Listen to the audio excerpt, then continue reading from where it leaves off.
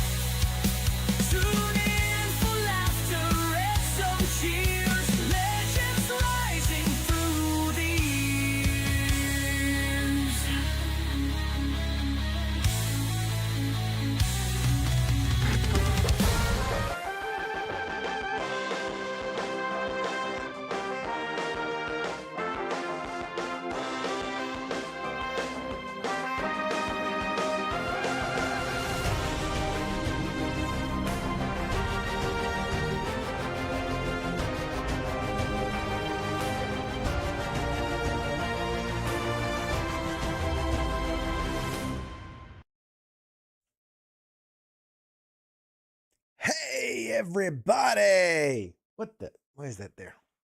Don't mind this. Ugh. Hey, everybody, welcome, one and all. Tonight is Tuesday, July 14th, 2026, and this is episode 246 of Pop Culture Warrior. It's the show where I stay up to date on all the ins and outs of what's happening in pop culture, so you don't have to. I'm your host, I'm CQ. What's good? How y'all doing? But of course, I would be remiss. There's no way I could do this alone. No. Nay, I say, nay. I need my buddy, my brother from another mother. Ladies and gentlemen, let's bring out the Mad Mike. I'm here. I hate you so much. I hate you so much. You really Present. Present. You really make it difficult for me, okay? You really make it tough. But Here. anyway. I'm here. Hey, I'm here. We're here, everybody. Ladies and gentlemen, what do you say? What do you know?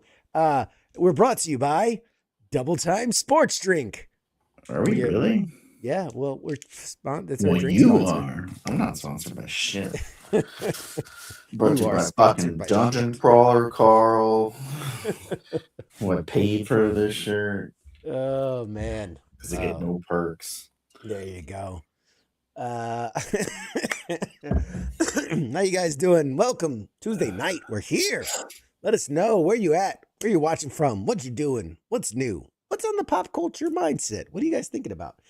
Hey, John and Heath and Brad and Kathleen. Welcome to the show. Man, so many things to talk about.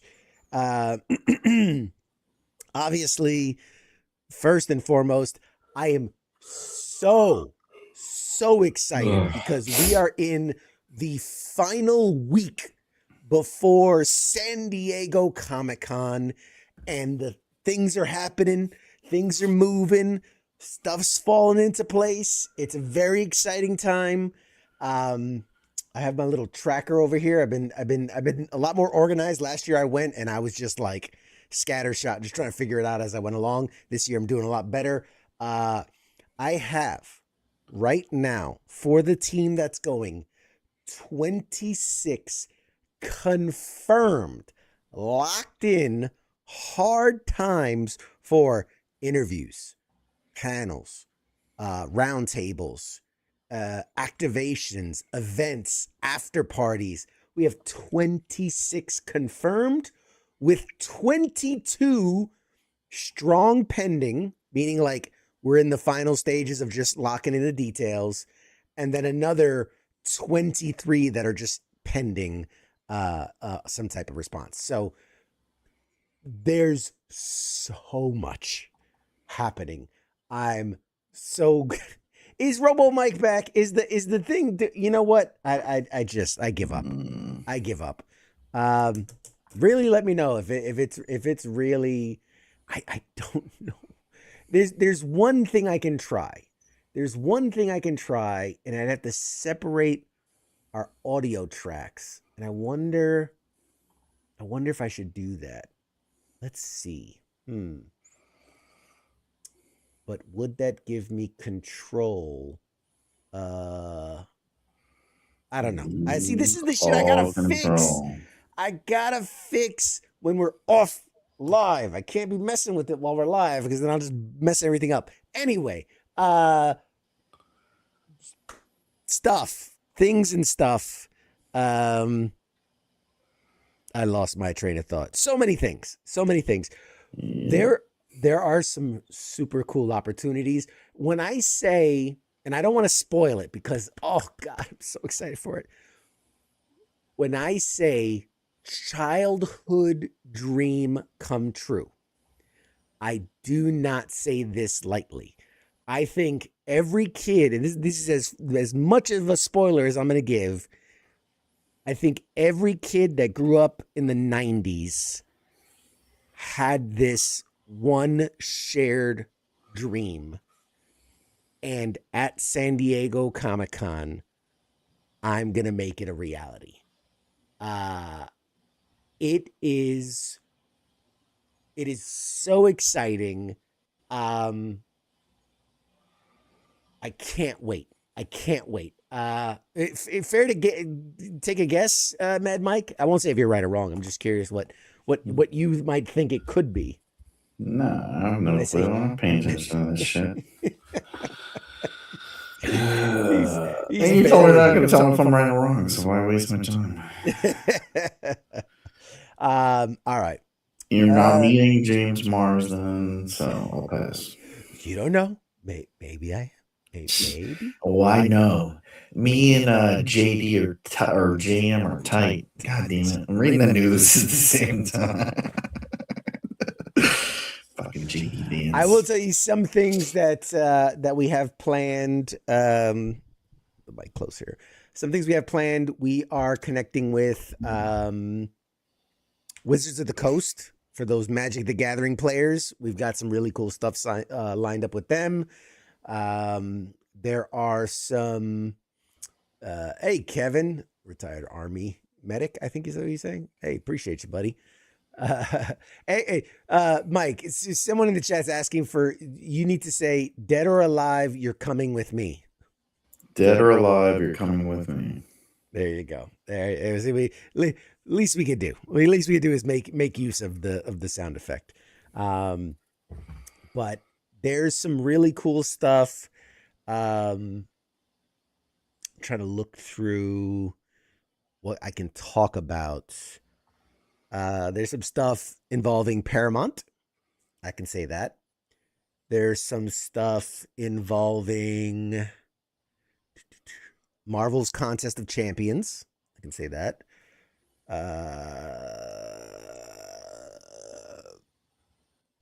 Can't talk about that. That's a surprise.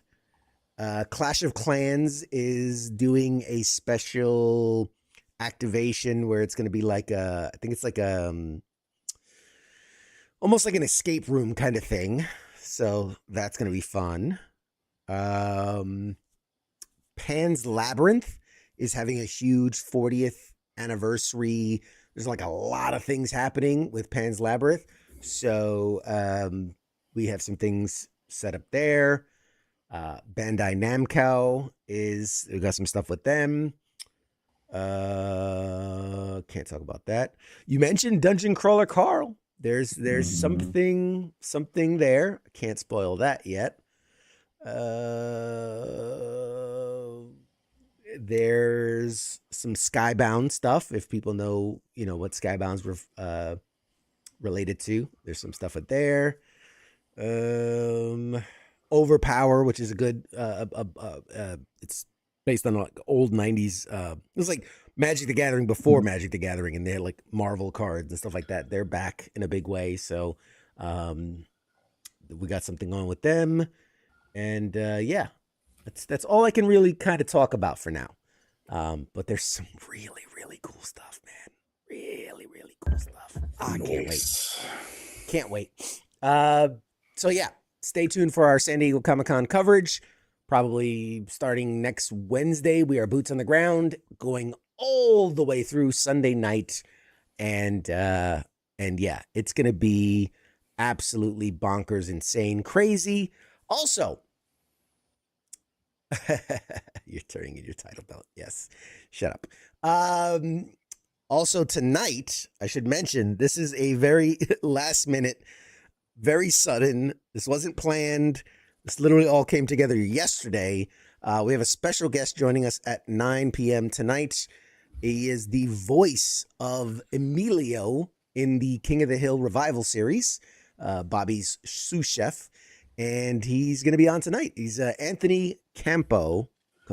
Campo, I believe is how you pronounce it. Jesus Christ, I got to get better with names. But he's joining us. I mean, he was in Idiocracy. He's done a bunch of stuff with Mike Judge. So King of the Hill and Idiocracy. He was in Silicon Valley and a bunch of other things. He's a comedian. He's a musician. He's an actor. So that's going to be a really fun conversation. So, and season 2 of, well, not season 2. The second season of the revival series of King of the Hill debuts July 20th. So we're about a week away. And so we'll be talking all about that. No spoilers, of course. But I'm a giant tease. Yes. Yes, I am. If you've learned nothing about me, I am a giant tease. So Mad Mike. This week in pop culture news, obviously X-Men, the animated series, has dropped, I think, 3 or 4 episodes now. Have you caught any of it? What do you think? Nope.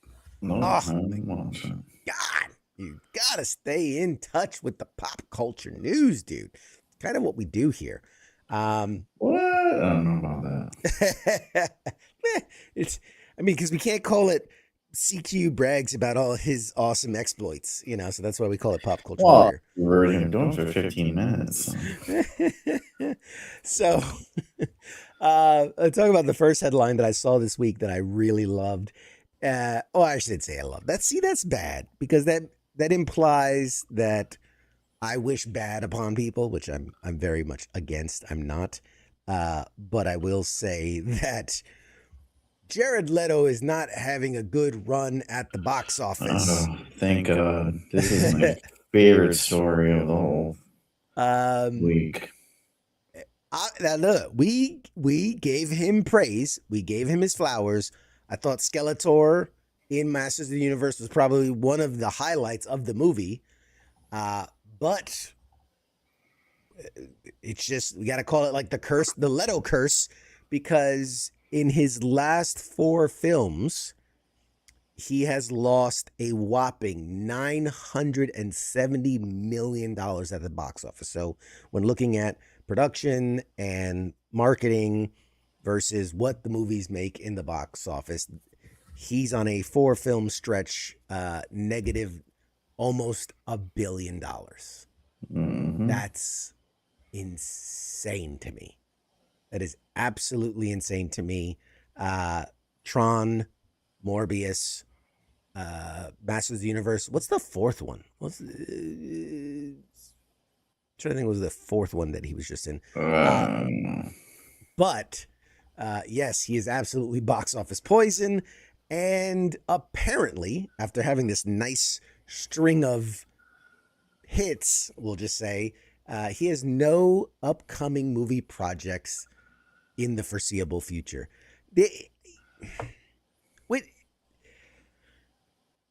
I don't know if that's a good thing or a bad thing, right? It's a fucking great thing.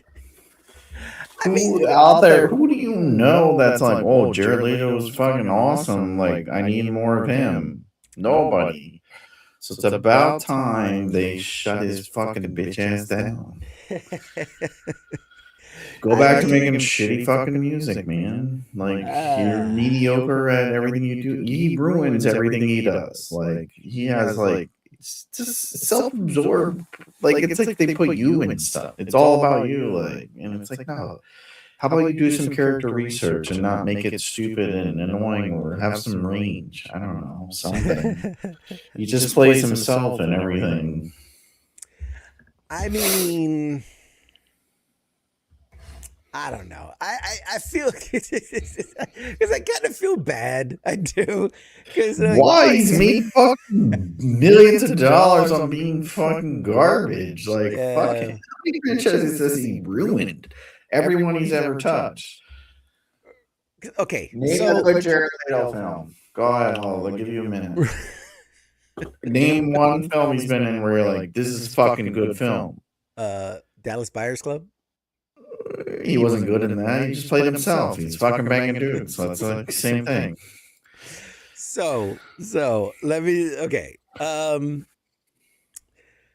Is it his fault if a movie does badly when there's writers, producers, directors, editors? I mean, how much control does an actor, let's say, have on the success of a good actor has a decent amount of control. He ruins everything he touches. That's the problem. He's not fit for the role, and instead of saying that, he fucking takes it. And he's like, I'll take that money, even though I fucking can't do this. And then, or he like adds his own flair, which has nothing to do with the role. And it's like, you're fucking just a self-absorbed prick. Like, I just saw recently that, what's his name? God dang it. The guy that played Hamilton, and he does a lot of the Disney stuff. Oh, Lin-Manuel Miranda? Yeah. Jesus. I was going to say Manuel Noriega. a little too close. That far off. Anyways, he passed on the role of Vulture because he's like, it doesn't fit me. Like, I wouldn't do a good job with it. Well, it would also start right after he did his long Hamilton run, but at the same time, he's like, it's not a role for me. I wouldn't be good at it. And it's like, that's some advice that fucking Jared Leto should take, because every role he takes is not good for him. So maybe just stop fucking acting and make shitty music. Or a rapping Puerto Rican young Vulture could have been huge. Just saying. Yeah. No, fucking, you can't. Michael Keaton is the best person for that role. Birdman Especially himself. after he did Birdman, fucking Batman. Like, fucking shut up, all right, bitch.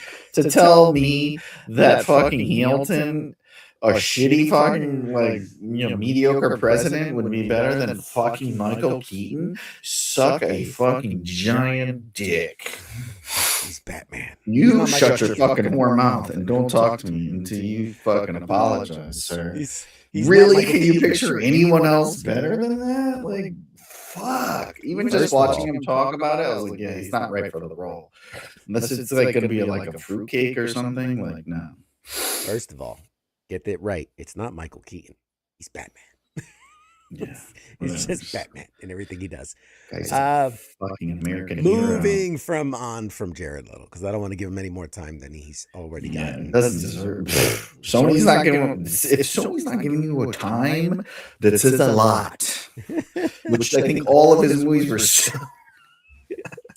Oh man. This was an interesting story, and I don't know how much faith I have in this story because of the source, because GameStop themselves put this out, but it says they're still around. Yes, they're still in business. That, now a big part of their business is they're doing they'll buy your, Pokemon cards and your PSA cards and all these things. Oh no shit. Yeah, now they're selling Funkos. They're getting further and further away from games. And just everything else. That they but I didn't know they buy cards now. But they what are they giving you? Okay, I got a Mickey Mantle. It's worth $10,000, and they're like, that's $3, $1.50. $1.50. And it expired. The Mint 10. What are you talking about? Oh, $3. They don't have a good track record with that. But anyways, come on. So apparently, they're now doing these things called power packs, because this whole idea, the blind box, the mystery box, I still don't get it. And I'm going to be so for real for a second. I'm a collector. I love collecting. I've got so many things. And you collect, you do the boxes. I don't think I've been to one con where you haven't bought a box. But there's a difference, though. I buy those specifically because they're great for giveaway stuff. So that's why, I'll buy it. Maybe there's one thing in there that I'm like, oh, this is cool, I'll keep it. But 9 times out of 10, when I buy it, that's for giveaway stuff. When I got the Alex Ross signed box stuff, I gave it all away. To me, it's an investment. I mean, yeah, it's fun to see, oh, what are you going to get? I've never been one of these people who, you know what it reminds me of? Remember the gumball machines, right? Where you had the little capsule. You're trying to get the NFL helmet, and you're like, the one you want up top, or whatever. And you're like, but it's random, and I never liked it. I hated that because whatever thing I wanted, I never got, and so it instilled in me clear this fucking thing. Yeah. They show you 3 things. They're like, I'm going to give you that thing, and then I'm going to give you the Wolverine helmet, and you got a chance to win. Just, pay me $35 or $50. So it's a lot of it's hot garbage, they shit in the box or whatever. Congratulations, you got it, sir. That's the shit I get. I don't do it. I don't do those on purpose because I don't have good luck with anything. I would and I get the idea, right? You could buy a $5 box and get a $10,000 card. I get that Yeah. that is the You upside. will. I'll get the hot garbage. Like it's one Lego block or But, like, whatever. And then I'd you go like, I got a rather- $10,000 car. I didn't even want to buy it. The guy just forced me to. I would rather pay the money to buy the thing that I want than to spend a quarter of that and have a higher chance than not to not Well, get that's the how thing they that I get want. you because they're Yeah. like, oh, then you keep buying it. It's just like playing at the casino or anything else. But Yeah. anyways, It's what are like they the doing scratch now off with these? lottery. That's their new thing is these fucking grab bags. Well, one of the thing is they're selling these little GameStop power packs where they're random cards. So apparently, Like any kind of cards, like it's so like Pokemon, baseball, whatever the shit they're selling. It's whatever Okay. they're throwing in the box. So apparently, at Camp Pendleton in California, there is I've heard of it. there's a GameStop on base. Apparently, didn't know that Every was a base has thing. GameStop. None of the ones I've ever been on. Anyway, we got Burger King. That's what I got. I was You stationed. got Burger King and got GameStop. Yeah. So apparently, a U.S. Marine, who I think he was like I don't know, he's a lieutenant or something. I don't know. Whatever. Point is, he bought one of these things. He opens it. It is a PSA 10, right? Slabbed, graded PSA 10, Japanese Charizard Hollow from the original set. It is a card valued at $29,000. Fuck him. Fuck the Marines.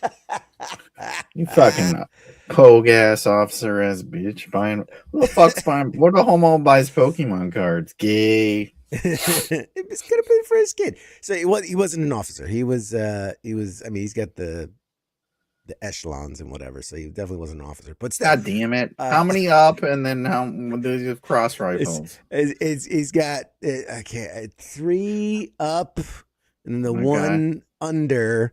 Staff sergeant. God damn. I don't know, Marine ranks. Yeah, all fucking it's Ah, all upside staff down and sergeant. backwards. Whatever. You will address him as staff sergeant. No, that guy deserves it because he gets a lot of shit and he doesn't make any money. Yeah. So I anyway, saw a thing I didn't know it was related to that. Yeah. But I saw an article where they were talking about that card, which is really fucking rare. Apparently, they only made like I don't know, however many, like 100 of them or so, 120 or something like that.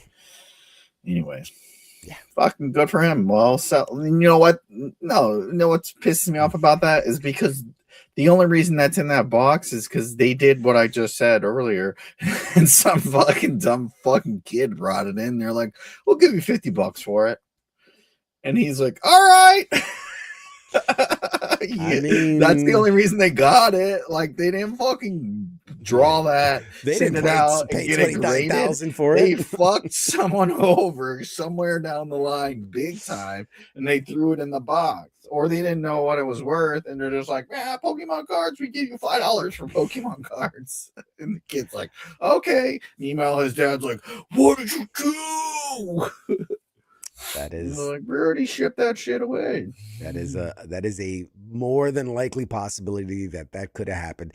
That's what I want to know. Here's a PS5 disc. I want to know who packed that up. So that's what I want to know. I know, right? Like, I want that job. Can I pack these boxes? And they're like, "Well, one for me, none for you." So, moving on to other extraordinary. Imagine doing that though. That guy's probably crying. He's like, "Why do we have to put this in here?" Oh man, oh that's too funny. In other crazy amount of money news, a Tales of Suspense number 39, the Iron Man first appearance splash page. The original art. You're talking the original art from the original first appearance of Iron Man. The cover art, full, right? Or is that when they went? I don't think he went red and yellow into Marvel. No, yeah, he was iron. He was like gray. Yeah. He was like Iron Man, gray. So it is the original fucking drawing of the original cover of the original first appearance before Iron Man was even a thing. It was in Tales of Suspense. The splash page, 1963. Care to venture a guess what it just sold for 4 days ago? Did they sell it at GameStop? It was pulled out of a blind box at GameStop. GameStop gave them $35 and a voucher for a PS7 disc. They gave him an old, broken Nintendo GameCube. No, set a real auction. I don't know, $4 million. Man, so close. You actually were so close. I know. 3,875,000. So $250,000 shy of. I was gonna buy it, but somebody wouldn't lend me $4 million. Dude, I was in for 387. Saying, he's like, I got 387. I can't do anymore. I'm like, well, I can sell your kid, man. Oh man, I was in for like 3.5 million, and then it went. I was like, you know what, that's just a little too much for me. But on my Patreon. Maybe if money. it was like Jared Leto Joker, would be in on it. But. Yes. So I mean, $3.875 million. I have so many questions. Like, where has that been sitting all this time? Yeah, why sell it now? Sorry, the reason there were so much is because there's so few. Because I mean, like they were throwaways back then. Like again, same thing with baseball cards. They would put them in their bike spokes. And let's be clear. This is the original artwork. This isn't a copy. This isn't the first print. This is the artwork, right? That's somebody who bought the house and they're like, "Oh, this is an old ass house." Found it in a box, and you find that shit. You found it in a blind box at Dollar Tree. Like got divorced, his wife threw his shit in the fucking attic, and like, oh man, Bob Kane, the fucking guy that did Batman, he got divorced. His wife threw all his original shit out. It was probably fucking billions of dollars of stuff, and she just threw it in the fucking garbage.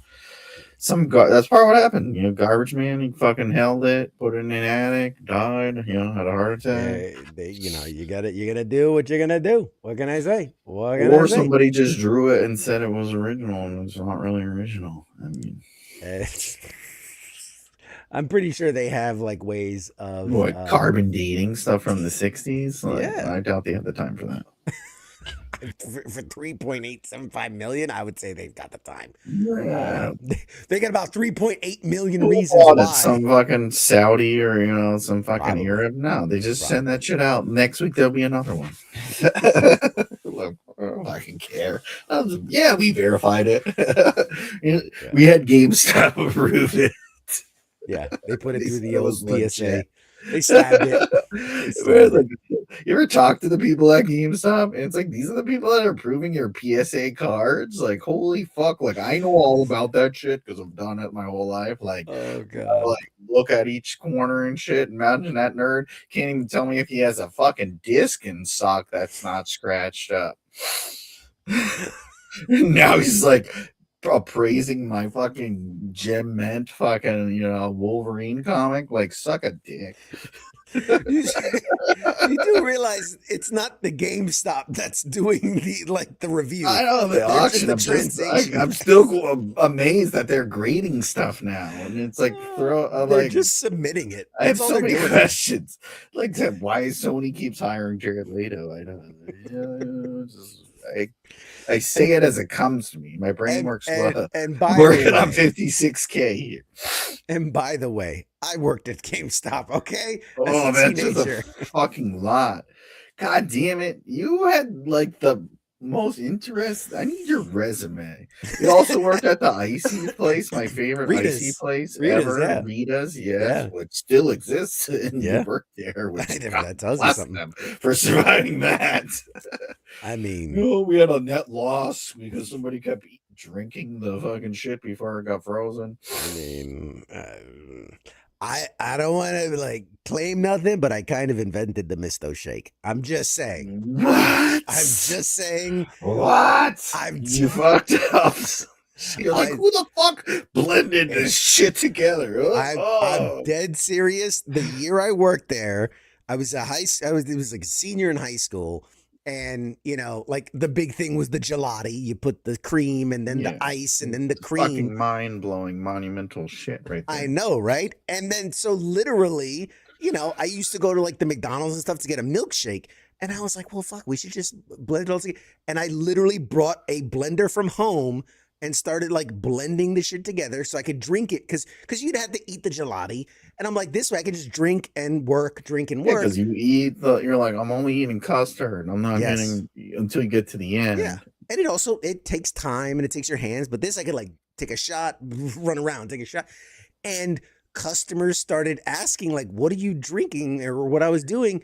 And we started selling them. We're like, hey, you buy the gelati. Because remember, Misto didn't exist. So you would buy the gelati. And I'm like, I'll blend it for you. And then it got super popular. And then wouldn't you know it, the very next year, Mistos are on the fucking menu. I'm just saying. We gotta let you go because you showed up late. And then they premiere the new menu. I'm just saying, it's coincidence. Kind of a coincidence. Just coincidence. Bastards. Bunch of ball washing bastards. Yeah. Also, back then, like you had like 6 flavors and they were all. Did you invent the blue? If you fucking say you invented the blue, I'm fucking out. All right. I'm like, no. Okay, Donald. Okay, no. Donald Trump.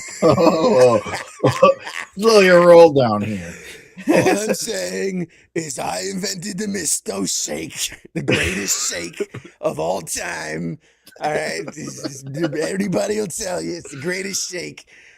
No, I will say I did not invent any flavors, but I did do this thing at the end of a shift where I'm like, we had leftovers. So I would just start throwing mixes together and just like making, you know, crazy stuff. Like back then it was cherry, it was like mango, and like it was very basic. It was very basic ices. And so I would just start mixing shit together and making crazy concoctions. And then now it's funny, I literally took my kid the other day and it's like rainbow sparkle, banana pants, fuzzies, gemstone. And I'm like, what kind of fuck flavor is that? It's crazy. It's the whole thing. You're like, what the fuck? And then you can have toppings. And yeah. Like we have Jeremiah's, like they just came here, which I'm kind of an OG, so I always like hesitate. I'm like, you're fucking stealing Rita's thunder with your bullshit hippie nonsense theme. Like, yeah, okay, you fucking hippies, whatever. But they do like flavors of the week and shit, or the month, and it's like whatever, the same shit. They like mix a bunch of crap together and they throw some sprinkles on it, and they call it some fancy shit. Dude, it's wild, man. Like I said, I just went and it blew my mind because, like, all right, you think there's only so many things you can do, right? There's the icy, and then the custard, and then the blending, and then the mixing, and like now they're just throwing whatever. There's one where you could like. You want a hot dog with it? I'm like, what do you mean? Like on the side in a bun? Like, yeah, let me get some ketchup. No, they're like, no, in it.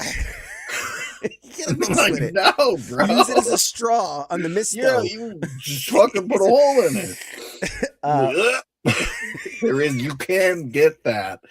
And there's a pickle one, by the way, at someplace. At some ballpark.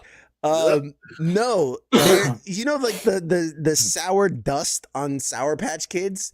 They now do like a sour one they'll sprinkle on. That's one.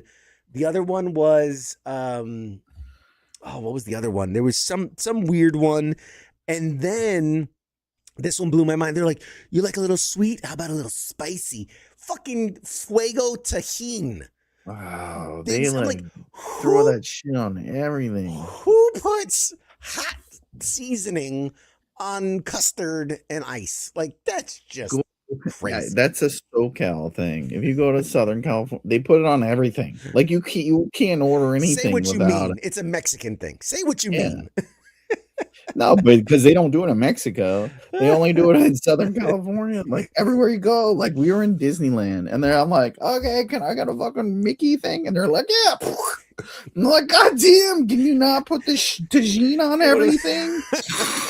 You got the Like, Mickey I'll ice have a cream bar. glass of wine, and they're like, I'm like, God damn it.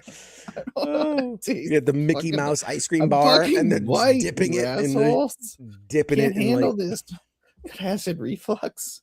Fucking IBS. You guys are fucking killing me. Jesus fucking Christ. Oh God, that's too funny. That's too funny. Yeah. In other news, I don't know how we got there. Yeah. It is Apparently, what it is. Adam Driver, former U.S. Marine, He's an American hero.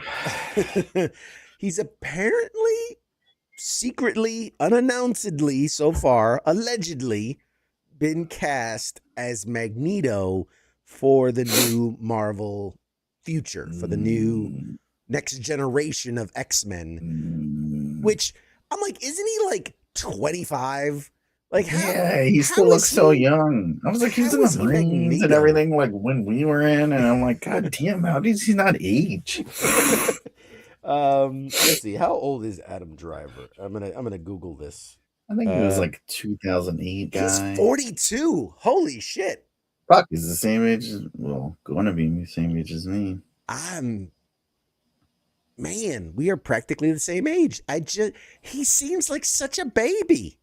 He seems like Well, such that's a what they always baby. do. Like, even like, oh, this guy's 20, and it's like played by a 50-year-old Tom Cruise or whatever. That's funny. That's funny. Yeah, But I don't know if I could. I mean, I like him as a decent actor, but as a Magneto, like, and I mean, I'm correct trying to me if I'm picture it. wrong. Isn't like a big part of Magneto the whole Nazi camp thing? Isn't that kind of like a big part of his backstory? Are we saying like bypass it? Like, yeah. my problem. Here's my problem. Okay, this is where I'm at. Ian McKellen and fucking Patrick Stewart are like the two perfect. They couldn't get better actors for those two roles ever. Gotcha. So it's like, now you're telling me it's like, you know, when you had fuck's sake, who played Jean Grey before? Oh, the original one? No, not Jean Grey. You had Rebecca Romaine, and then you replaced her with the lady from the Hunger Games. It's like, she did all right. And then you had the lady from Game of Thrones, and you replaced her with the other lady, and it's like, it's like a B movie type shit. Welcome to today's edition of was the best. Famke Janssen, she was the best fucking Jean Grey, and you can't replace James Marsden. I don't even want to know who they have trying to replace the top dog.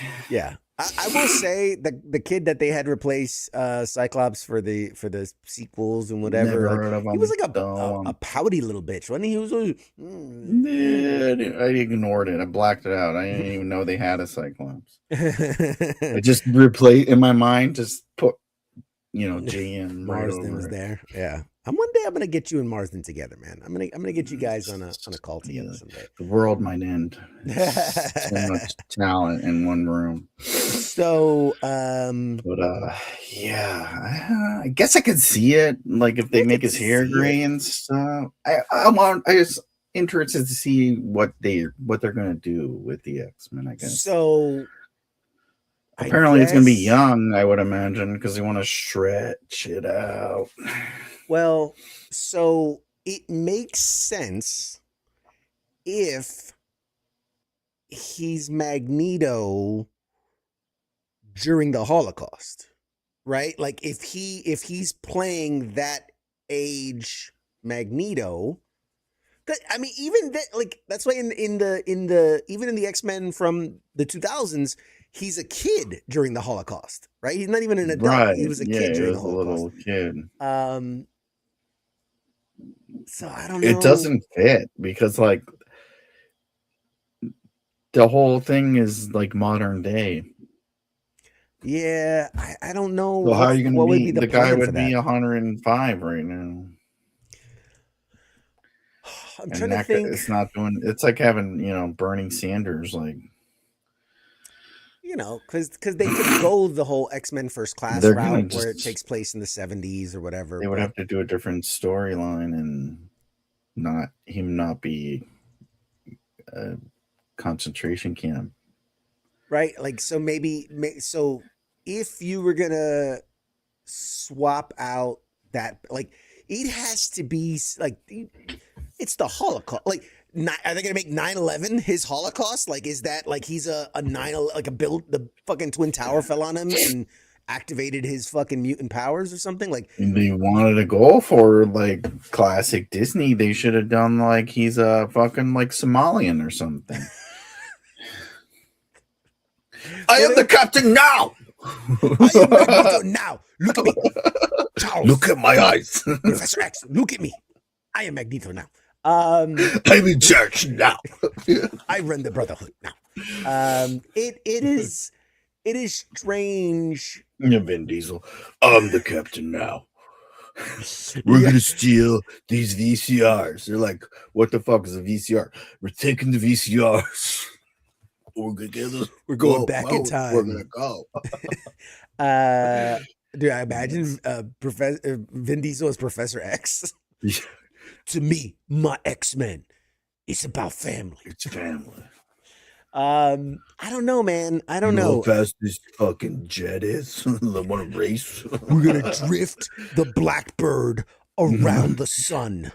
This bitch shoots out of this school at 0 to 60 in 3.5 seconds. Go 0 to 60 microns in 3 seconds. Okay, but we got somebody like they got sentinels that are killing everyone.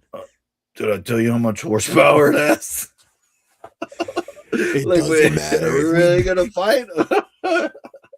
So stupid. People are like, why the fuck are we watching this show? Yeah. Doesn't matter. Dude, Anyways. we barely beat the Brotherhood. By an inch or by a mile, it doesn't matter. I live my life a quarter mile at a Quarter mile at a time. Like what? That One doesn't mutant apply. at a time. I live my Doesn't life one mutant apply. at a time. Guys only got 6 lines. He only knows 35 words, so we have to fit them all in every movie he's in. He's got that Schwarzenegger dictionary. It has like 40 words. He just At got least the guy knows another language. Diesel has no excuse. He looks so weird lately. What's wrong with him? They all do. They all do. But yeah, I don't see how. I don't know. I'm interested to see how they take it, but I don't think they're going to use the classic. obviously, You know, it wouldn't make sense. It doesn't fit the in. modern Like day. you can't unless they do some alternate world kind of bullshit, which I have a feeling they might do that, like they did with Fantastic Four, just because they've already set up the universe they have with the Avengers. Yeah, And they tried to put in the what was that movie that failed with the funny fucking Indian dude where they discovered adamantium kind of bomb? Eternals. oh god. And they try to include that, and it's just weird. Like it doesn't fit. So the only thing would be if it's another universe, like how Fantastic Four was like 60s ish, and then they do the same thing with X-Men. Retro futuristic. Yeah. Because you're like, then because otherwise you're like, where the fuck were they this whole time? We got the new Avengers, we had the Avengers, where the fuck are the X-Men? You guys are just hanging back, like, I want all this legislation pushed. You know, they had the whole fucking act, the Sokovia, I can't say it. Sokovia. Yeah. Accords. Yeah. Sokovia Accords. And it's like, where the fuck? That was a perfect time for Xavier to come in and be like, what up, peeps? Listen, you're going to stop. Well, you know, like there was a big rumor that Giancarlo Esposito was going to be Professor X. Giancarlo. So my biggest guess, and again, this is not confirmed, this is just an educated guess from decades of reading comics and, you know, watching all this stuff. We know Doomsday's coming as an Avengers kind of big thing. It's bringing back a bunch of the old characters. We have confirmed Fantastic Four is in it. We have confirmed that the Avengers are in it. We have confirmed new Avengers are in it. We have confirmed the old X-Men are in it. So that tells you it's a multiversal story. And now you got Adam Driver as Magneto, so it's like, yeah, they're doing it away. Out with the old. I'm gonna go back. You could find the episode from like a year ago when I was talking about this, where I really believe Doomsday will end with all these incursions crashing into each other. Everything is destroyed. Everything is reset. Then shift into Secret Wars, the follow-up big crossover event, where now it's this reborn universe that Doom created in his image, which will be a patchwork of all these different universes. So like the Netflix shows, the Fox properties, the everything, it's all going to be combined into one. And then coming out of that one, It's all these new X-Men. that's when you reset the universe, and now X-Men have been here the whole time, right? It's like they're just gonna run right into it. They did it kind of in the comics where they mashed everything together, and then it's like, yeah, we're the X-Men, but it's like not the X-Men, or whatever. Right. Exactly. So I do believe that I could see that. That is what's gonna happen. Obviously, very excited because the next Spider-Man movie is right around the corner. We're just like a couple weeks away. Supposedly has Jean Grey in it. Which supposedly Sadie Sink is Jean Grey.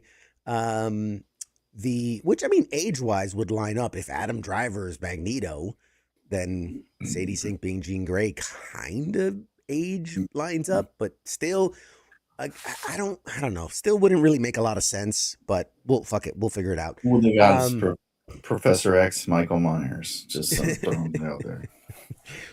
But the Shrek version of Mike Myers, yeah, Scottish accent. He's like, "Oi, get out of my swamp! Get out of my X-Men school!" That was terrible. Jesus Christ, that's a terrible. That's pretty good. You were good enough for the TV series. Might feature you on the ride at Universal. Donkey, Ed was another. Oi, donkey, get out of my swamp. Anyway, we start making another one of those. Fuck's sake. Yeah, because Zendaya doesn't have enough stuff she's in, so they had to make a Shrek movie for her because she's gonna play the daughter of Shrek. You gotta make that money, player. Gotta make that money. So I was saying that I'm excited for Spider-Man. Obviously, it's coming out right at the time of San Diego Comic-Con, so that'll be a huge thing. What I'm most excited for, Marvel is back presenting at Hall H. Last year, I was at San Diego Comic-Con. I sat in Hall H. Marvel had a great presence, but it wasn't Marvel Studios. We got to see the first look at the Daredevil season. I got to see the first peek at Vision Quest, which was awesome. And I'm still dying to see that because I think it's going to be fucking amazing. It's all a filler. We got, it was all like the Marvel animation stuff. It was the Marvel Disney Plus stuff. It was some game stuff, but Marvel Studios, kind of the big dog, wasn't there, and so they're back now because they are returning. Spider-Mans, they got Avengers. And yes, sir. Daredevil 3. Yes, so it is very, very, very exciting. We still only have gotten those tiny little clips and those tiny little leaked images of Avengers Doomsday that's coming out in just a couple of months. I say fucking leave it like that. I don't want to see the trailers. I agree. I to agree an extent. You watched the latest Spider-Man trailer? I'm like, no, I fucking didn't, because it's just spoiling the whole movie for me. I agree to an extent. I love the teaser trailers, and I love the first theatrical trailer. But after that, I don't want to see anything else. Yeah, call it. Don't want to see anything else. Because you reveal too much, and it's like you only have so much to go off of. Like, don't. Yeah. Yep. So you're fucking ruin everything. Because the next thing you know, what they're gonna show is like fucking Jean Grey or whatever in the and it's like, you cocksuckers. Like, come on. So it's the worst part when it's like a funny movie, and then it's like you said the four funniest jokes. Lines in the fucking trailer. Like, come on. It's the same thing. Action movie, you'll see the best car chase, you'll see the best explosion. Comedy, you'll hear the best jokes. I will say that Succeeded, man. something that I respected about Marvel going back, I haven't really seen them do it as much since, like, I think the last time I saw it was like Infinity War, where they would purposely put misleading things in the trailer. They'd put shots that are not in the movie. They would put shots that have been heavily edited out of the movie. Sometimes it's a little obvious, like the Brand New Day, when you had like the one Spider-Man jumping into all the villains, and they're like, that's shot weird. So they're like, obviously there's something missing here. So yeah, I I mean, like it. That's my favorite because then you get all the nerds who are like analyzing it and like this is gonna be from comic issue 333 series 2 where he fought the spotted tiger and they scratched him and then he got this vagina. Yeah, nailed it.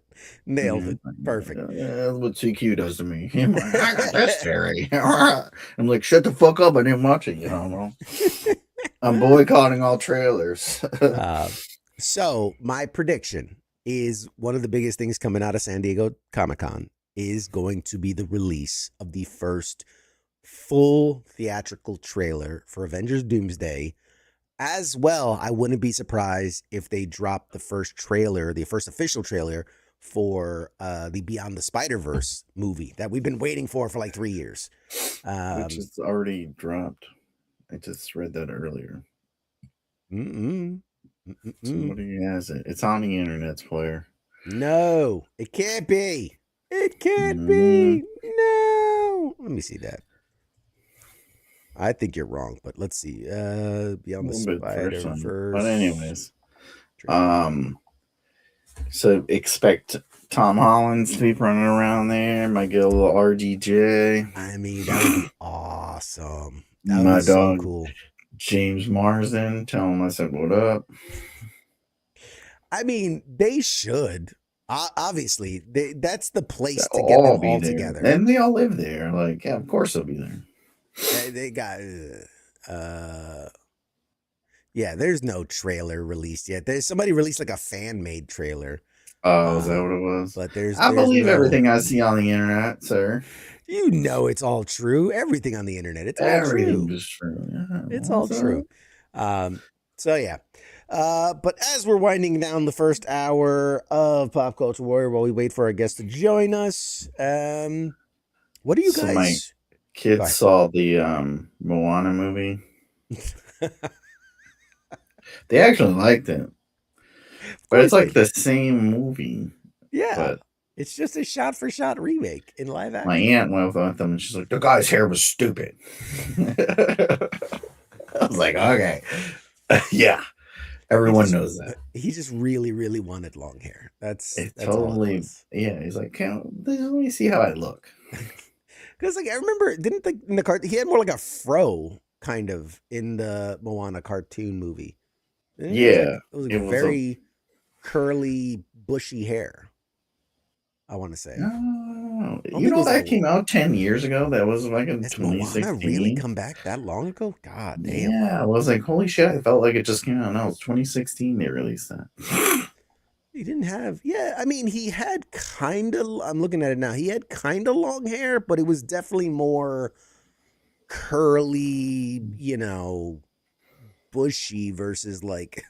And I like how they're like, he's like, oh, they had to wear a fat suit. And it's like, bitch, what are you talking about? They just made your muscles bigger in all the right place. Like, bigger shoulders, biceps.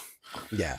Yeah, it's like he was a fat fuck. Like, yeah, he wasn't fat. He was a thick man. He was a true. He was a normal, like average Samoan. Like, yeah, average Samoan, I would say. Absolutely. Everyone's not ripped like The Rock. Like, you can't afford all those fucking Samoan cutting agents and spend 5 hours in the gym. They got jobs. Like, you got to work at the hotel. 800 hard-boiled eggs, 62 grilled chickens. They're eating fucking roasted pork and shit all the time. But yeah, so needless to say, there's a lot, I'm sure, that's going to come out of San Diego Comic-Con.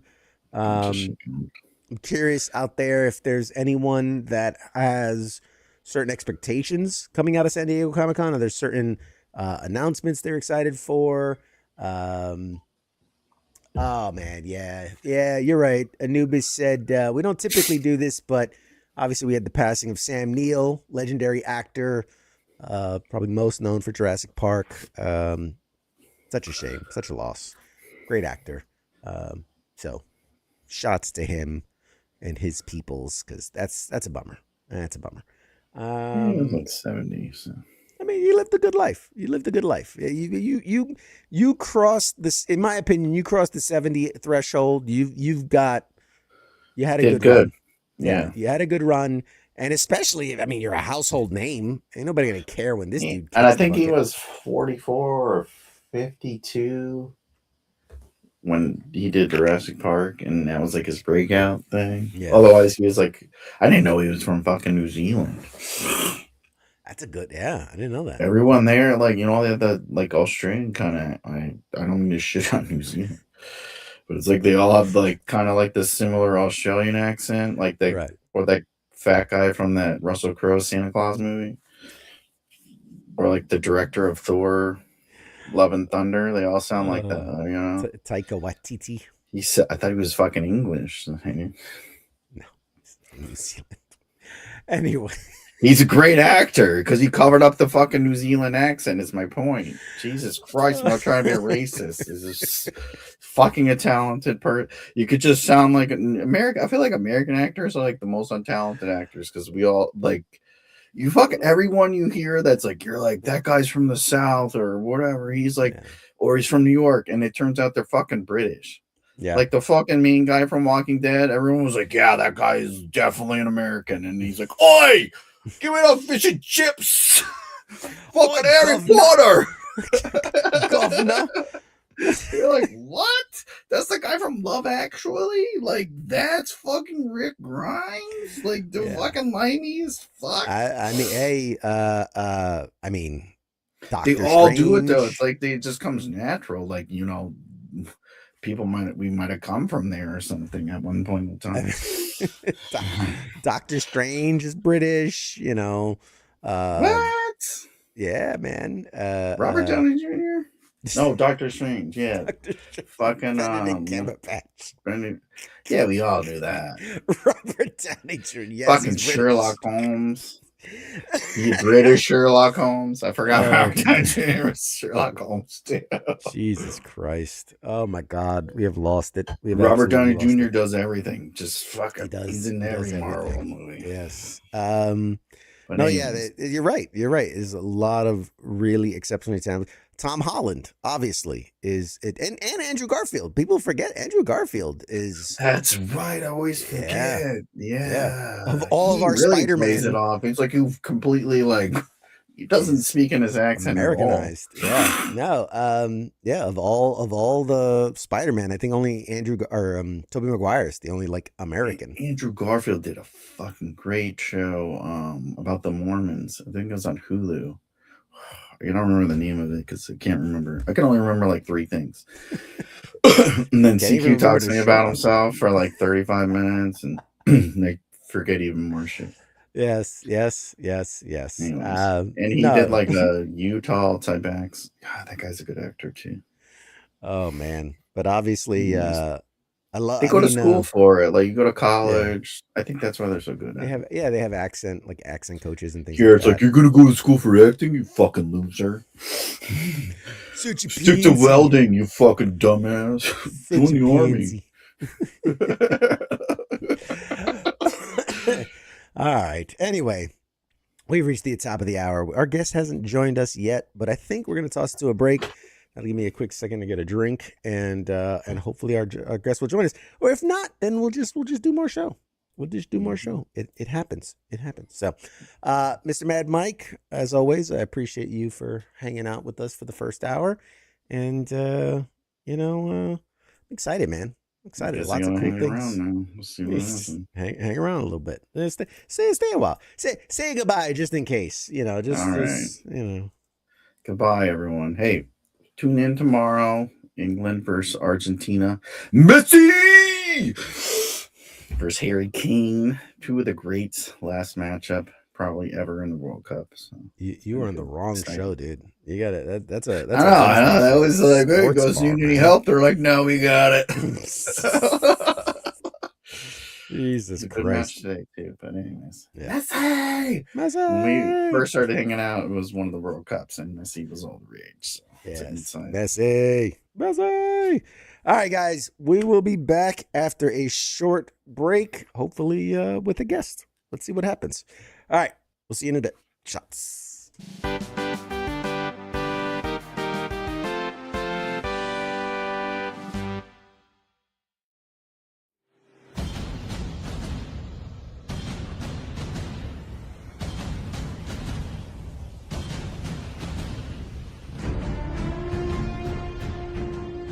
Hey, you there? Yeah, it is right, you. Let me ask you something, alright? Where the hell do you think that you're going? Oh, would you think because the show is going to commercial that means you get to just walk away? Well, CQ asked me to pass on the little message, alright? And it says, I'll be back.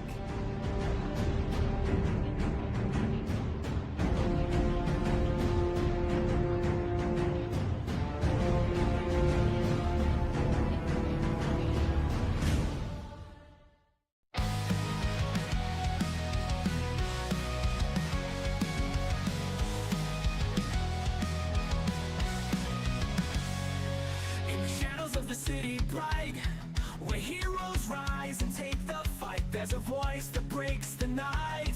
It's CQ at the insight. From the comics to the silver screens, talking legends in those crazy scenes, pop culture trends and hidden themes. CQ reveals what it all means.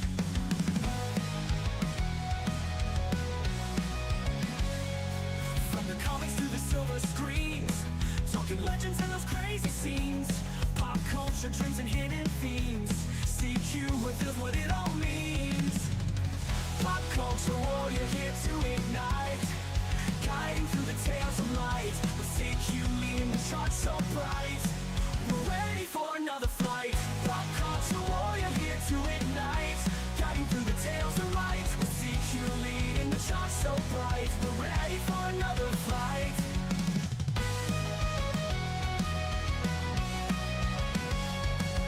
Marvel at the twists and turns, villains playing heroes learn. Every episode we'll discern lessons from the past to learn. Games we play and books we read, CQ's wisdom's what we need.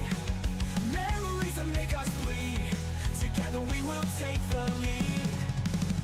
Pop culture warrior here to ignite, guiding through the tales of light. With CQ leading the charge so bright, we're ready for another fight. Pop culture warrior here to ignite, guiding through the tales of light. With CQ leading the charge so bright, we're ready for another fight.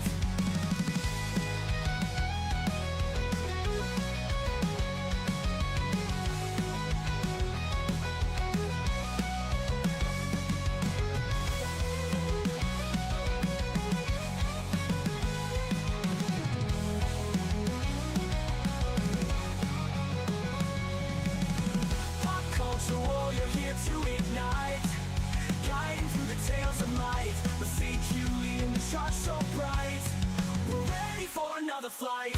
Pop culture warrior here to ignite, guiding through the tales of light. With CQ leading the charge so bright, we're ready for another flight.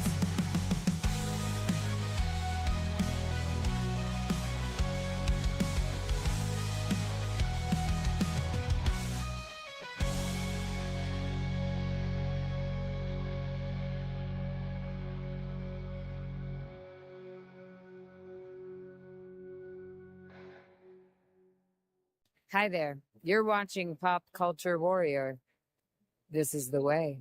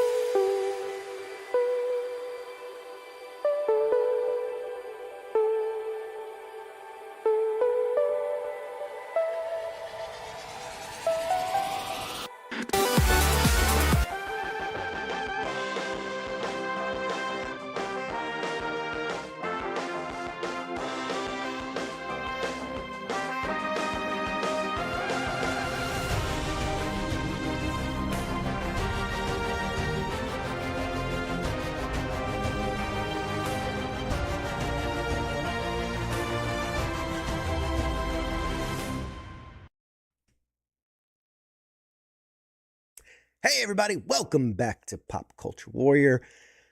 Boy, howdy, are you in for a good time? Tonight's guest is an actor, comedian, musician, and voice performer whose career has taken him from the hip-hop scene of East Los Angeles to projects including Idiocracy, Lopez, Silicon Valley, Harsh Times, and now Hulu's revival of King of the Hill.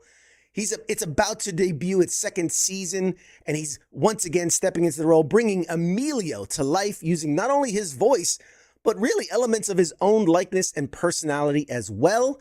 Emilio is the character that works alongside the now grown Bobby Hill and plays an important role in the next chapter of Bobby's life. Ladies and gentlemen, I'm so excited to do this. Without further ado, the incredible Anthony Campos, everybody. Yeah, what's up, man? Anthony, man. Wait, what do I call you? We're friends now. So is it Anthony? Is it Ant? Is Citric? I mean, what do I call you? I mean, because in the streets, everybody calls me Citric, Big Citric, like citric acid, because people go, what's a citric? And I have to explain like citric acid, but I always tell everybody, man, like, what do I call you? So I tell them, just call me whatever, man. I mean, just don't call me Collect, because that thing gets expensive. Man. Hell yeah, Does anybody man. do Collect calls anymore? That's not a thing anymore, man. Yeah, but listen. I'm cool with Anthony, Citric, whatever, it's all good, man. All right, man. Emilio. No, listen. Emilio too, yeah. There you go. I respond to that now too, man. I got used to it. Yeah, I mean, you sound obvious. I mean, I was gonna say like you sound just like the character, but obviously it's your voice. So first off, welcome to the show. Thank you for having me, man. There's so much. King of the Hill. That's the first thing we got to touch on, because obviously it's about to debut its second season of the revival, because it's technically like whatever the 16th, 18th, 100th season of the show altogether. When you finally received the confirmation that you were officially joining the cast last season as Emilio, what was that moment like? Like what did that mean to you? I mean, it was a trip, because I had already worked on one episode of King of the Hill back like in season 4 or 5, like in the early. I did like one voice as Danny Trejo, which played was Enrique, his brother-in-law. So I had really no character name yet. So Mike asked me about, hey, would you be down to do a voice for we had just done Idiocracy, and he was like, man, there's this little role that I think you'd be great. So when I got on that, I was like, I was pumped up, because I was like, I love King of the Hill, and everything that Mike Judge does. But years later, fast forward now, get the call, if I want to be a recruiting cast member, and I was just like, I was like even more pumped up. It was just like a surreal thing, because, season, King of the Hill, technically now it's season 15, but King of the Hill has been around for so long now. It's just like, it became it's a household thing, even if you don't watch it or you don't watch it, everybody's seen at least a couple of episodes at one point or another, So it's a big honor for me to be a part of this revival cast, Yeah, I mean, it is an indelible mark of pop culture, right? There's whether it's skins in Fortnite or replays on all the channels and the streaming services. King of the Hill is one of those shows that it doesn't really die. It never really went away. Even when it went away, it never really went away. It's always been in the circulation of the zeitgeist of pop culture. You talked a little bit about, you did the one voice. Danny Trejo, amazing. His brother-in-law, Enrique's brother-in-law.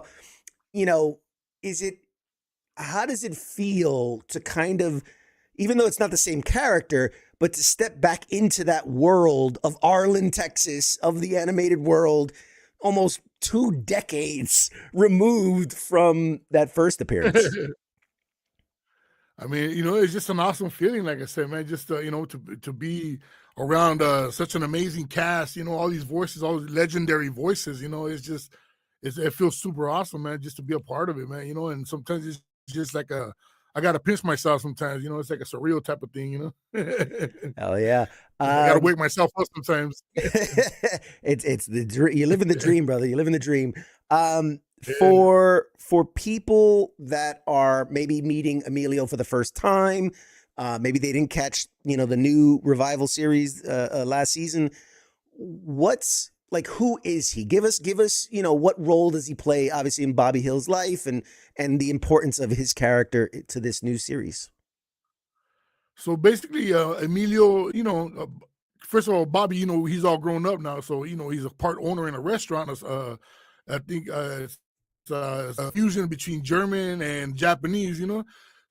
So I play chef in there, and I'm basically, aside from just being the sous chef, I'm also like Bobby's kind of like mentor, you know, kind of like confidant, you know, like, you know, and I always trying to give him advice, you know.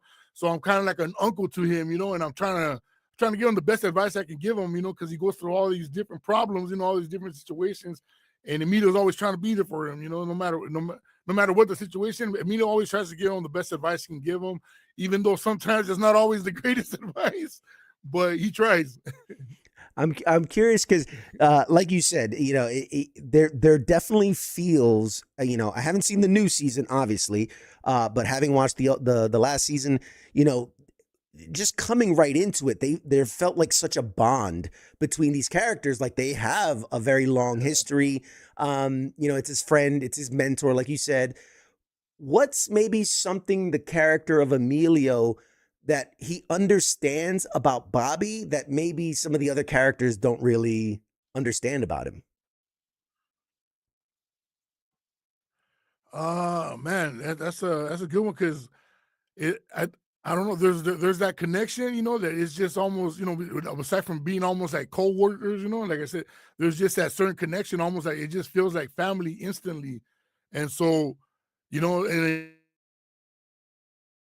Emilio, you know, as he has a soft heart, you know, and he has a soft side to him.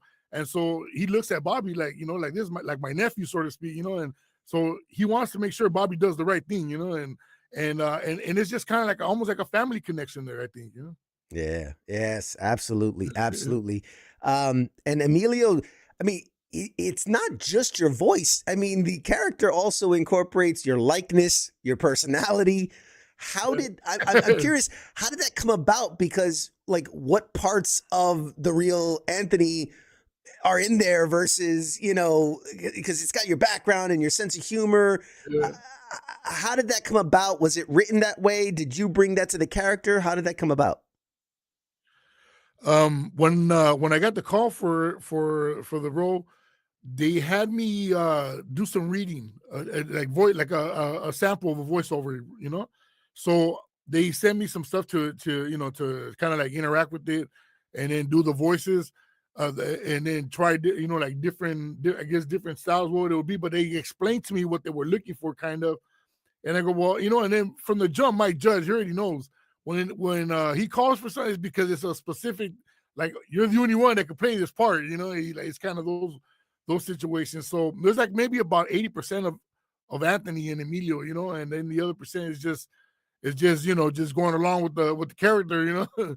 but for the most part, yeah, you know, it's like it's about a good 80% of me in there, you know. And like I said, I had to do it a couple of different ways. He even had me read in Spanish, like do some Emilio stuff in Spanish, because there's certain scenes where, you know, require certain words in Spanish, you know, and they want to make sure the pronunciation is right and all that. So yeah, so that's how that process kind of went. That's incredible. I mean, I can't imagine, because again, you know, I have such a huge respect for voice actors and the people that, you know, create these characters and give them life. But it's one thing, you know, if I'm voicing a tree in this thing and, you know, okay, I can, but I can't imagine for you, this is as close to you as a cartoon as you can get. Like, is it weird? Is it weird watching a character who looks like you and acts like you and talks like you? Is that weird? Yeah, I mean, the first time I saw the character, I was like stunned. I was like tripping out, because we were at the studio, and it was kind of like after we did season 14 towards the end, they needed me to go back in to match up just one little line, And I remember I went in there, and then they had the big screen out, and then I thought I was just gonna go in there and just do what I would do normally. When I was going in there, I was reading during the first taping of season 14. I didn't know what the character looked like. I was just reading and being directed how they wanted me to say it. The certain words, whatever the lines and all that.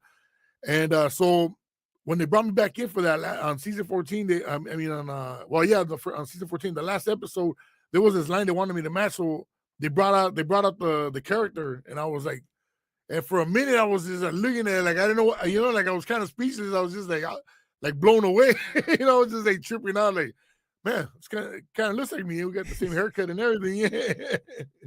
I can't imagine. That's got to be wild. Yeah. It was. I was tripping out.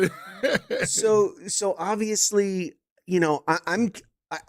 I guess we'd have to talk to Mike Judge about it, but understanding like which came first. Did they have an idea for the character and then go, okay, I know a guy who kind of fit into that, or was your voice was just so good that they're like, we gotta make the character look like him because it's so him, which it was like chicken and the egg. Which one came first? Yeah, you know what? I haven't even bothered to ask Mike that, but next time I talk to Mike, I am gonna ask him. But I think you nailed it though, man. I think my voice carries a certain tone, a certain sound. So I think, to get the right character, I think probably that was the closest they can do is try to get it as close as me as possible, It was either that or they were going to draw Danny Trejo. One or the other. Because I'm like, the voice, you guys, so distinct, so distinct. I'm curious because I know in certain voice acting recording sessions, the cast works very separately, independently. Certain situations, they work very collaboratively, collectively, recording together. How much interaction did you have with Pamela? Which, for those that don't know, Bobby Hill's voiced by a girl. But how much interaction did you have with Pamela when you guys were recording? In the beginning, in the first season, season 14, the first couple episodes, not too much. Only at the table reads, and we would hang out and we would talk, and then so the first time she saw me, and she already knew what my character looked like, and then right away she looked over, I can't remember who it was. I think she looked over to Mike, or I don't know who. She looked, goes, "Hey, this is Emilio," and I started laughing. Yeah, that's him. And so she gave me a big hug, and we she's super sweet. So we chop it up, we talk, every time I run into her, like, because when we record, everybody records separate. When we do the table reads, everybody's together. So you kind of get to interact right there. And then before we do the table reads, everybody's talking, having some coffee, water, whatever, and just hanging out. And after the read, and then everybody just goes home. But once you start recording, it's just you in the booth. But there was a couple times that I did get to run in after, like my appointment was right after her appointment. And so we would run into each other in the lobby and we talked for a little while like that. That's okay. But she's super sweet lady, man. And that's an important part of having the bond that is on screen with these characters and also having that connection with the person behind the voice, I would imagine. Yeah, exactly. Yeah. What surprised you most about the recording process on a production that's as established, as much of a history as King of the Hill? Was there anything that jumped out at you? No, because like I said, I had already done the one of the episodes in the first few seasons.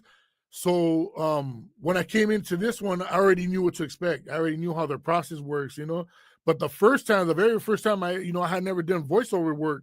And that was my first time when I did King of the Hill on one of the first seasons. And that time I was just like tripping out on the process, how it worked. And I was like, oh, damn, this is crazy. I never saw myself doing that, and now here I am, so I was like, man. And I said it one time too, if I could do this full time, man, this would be awesome, man. You just walk in there with your pajamas and you're good, You ain't got any combing hair or nothing, man. Yeah.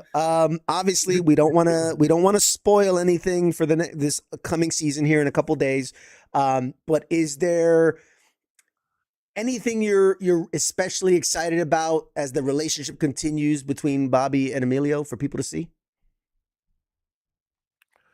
I'm just excited for all the, for I'm really excited for the fans that really have been anticipating how the story is going to continue, you know, because even for the first season, you know, I was just like, I was more excited for the fans because you know, I'm a big fan, so I know what it feels like, you know. So I was like, you know, I already knew what was coming, you know. So it was like, I was like, man, I can't wait till the people see what the reactions of the people are. So to me, it's always every time after the season airs, once it drops, like a few days later, and then I like to get all the feedback from people. We're like, hey, what you think, you know, and stuff like that. But I'm always excited, man. I'm just, you know, just to see the new episodes, how they come out, because like I said, 9 out of the 10 times you're in there, you don't even see the action of what's going on. You're just doing the voices.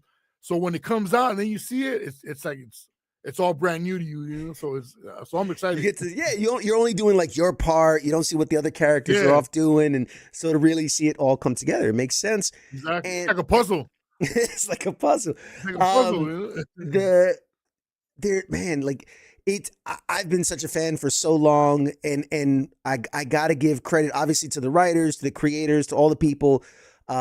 You know, there are times where we've seen revivals or resequels or reboots or reskins or whatever, and it just doesn't have the magic of that original thing that we loved.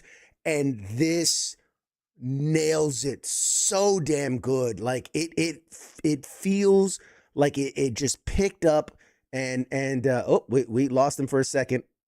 Come back. Oh my God, we lost him. It's all right. Give him a second. Saying, there we go. Yeah, there you go. So it happens sometimes. But I was just saying, this series feels like it picks up right where it left off. It's so good. And we're just so happy to have this series come back and again in such a way that it is still so loved and cherished, and you feel that with you, the voices, the cast, the writing, everybody does such an amazing job of bringing that show back to where it was and having that power. Yeah. No, a lot of people felt the same way. You know, when the season 14 first came out, the first revival, people were like, man, a lot of people were like, they thought they didn't know what to expect, you know. But a lot of people were like, man, you already know the way situations are, man. When they bring back a part 2 or revival, man, it's never the same, man. But I feel like this one, I feel like it picked up right where it left off, and it's just kind of like like it just kind of eased in, and the story continues. Yeah, absolutely. For many more seasons, I hope. Absolutely, many seasons.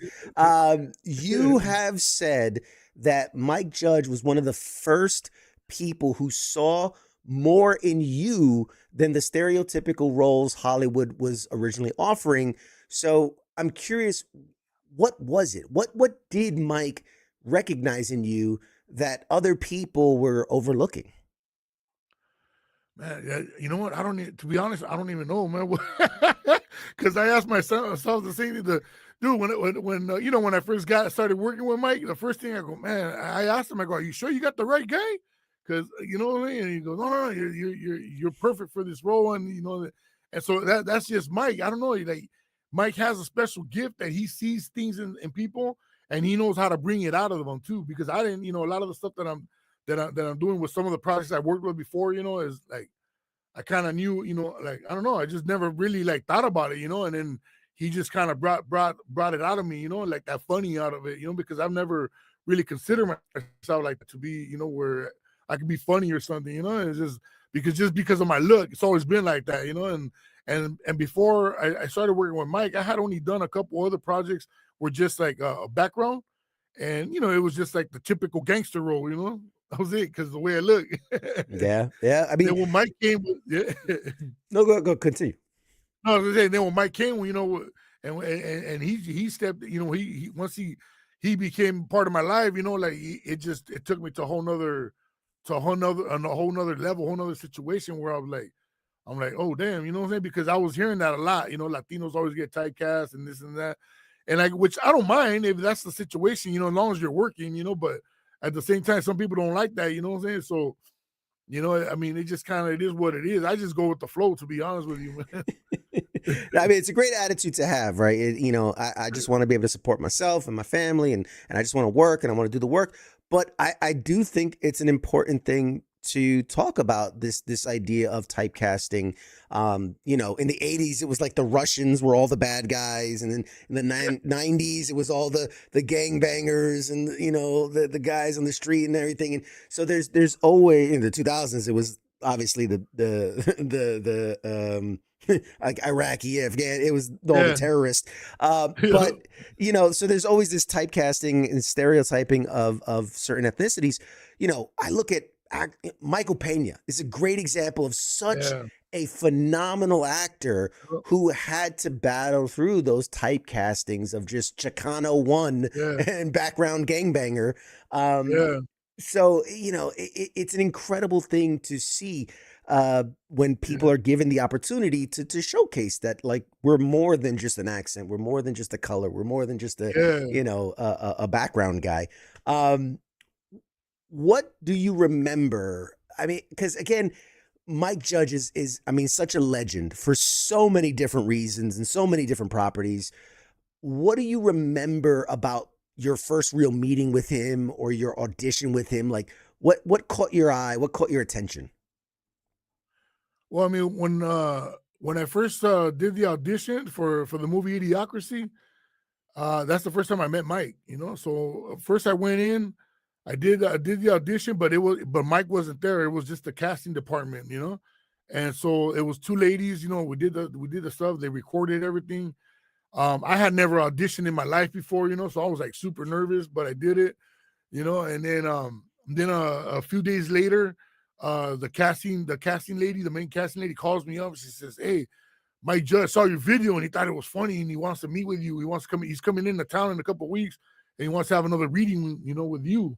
And I said, "Oh, dope, you know, yeah, you know, I'm down, you know." So then, and then, you know, I already knew who Mike Judge was, you know, obviously, you know, because he was already doing King of the Hill. He had done, you know, Beavis and Butthead, Office Space, Beavis and Butthead, you know, all the, you know, classic shit, you know. So I was excited just to meet him. I was like, if I get the part or not, I'm just excited to meet Mike Judge, you know. So yeah, so we had the day came. I went in there. I met him, you know, introduced him. Said, "Hey, it's Mike Judge. Hey, what's up, man?" After, you know, we chopped it up for a little bit. We talked, and just, you know, just small talk about life or whatever, you know, and how's everything, and then all right, let's get to work, you know. So then we sat down, and he goes, "I want you to read again for the Secretary of Defense. I saw your video. I thought it was hilarious. I want you to read for it again, you know." I read for it, cool. And then he had me read for like 4 other characters, and then I was in. We talked again a little bit, and then I left.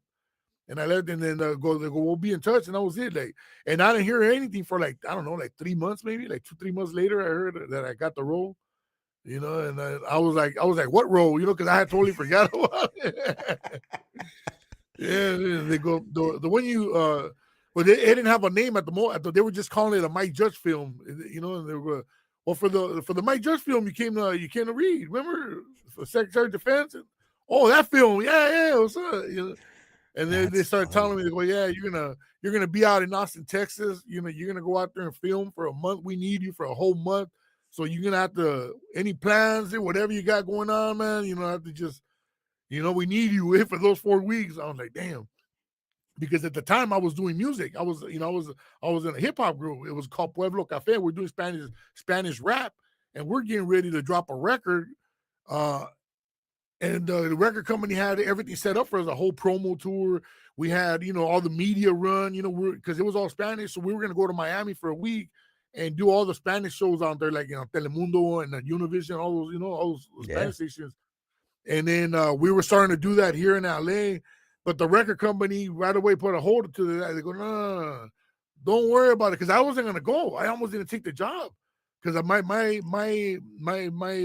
concern was, you know, I don't want to put the project on hold, and then I got everybody on hold because of me, you know, because I got to go film this.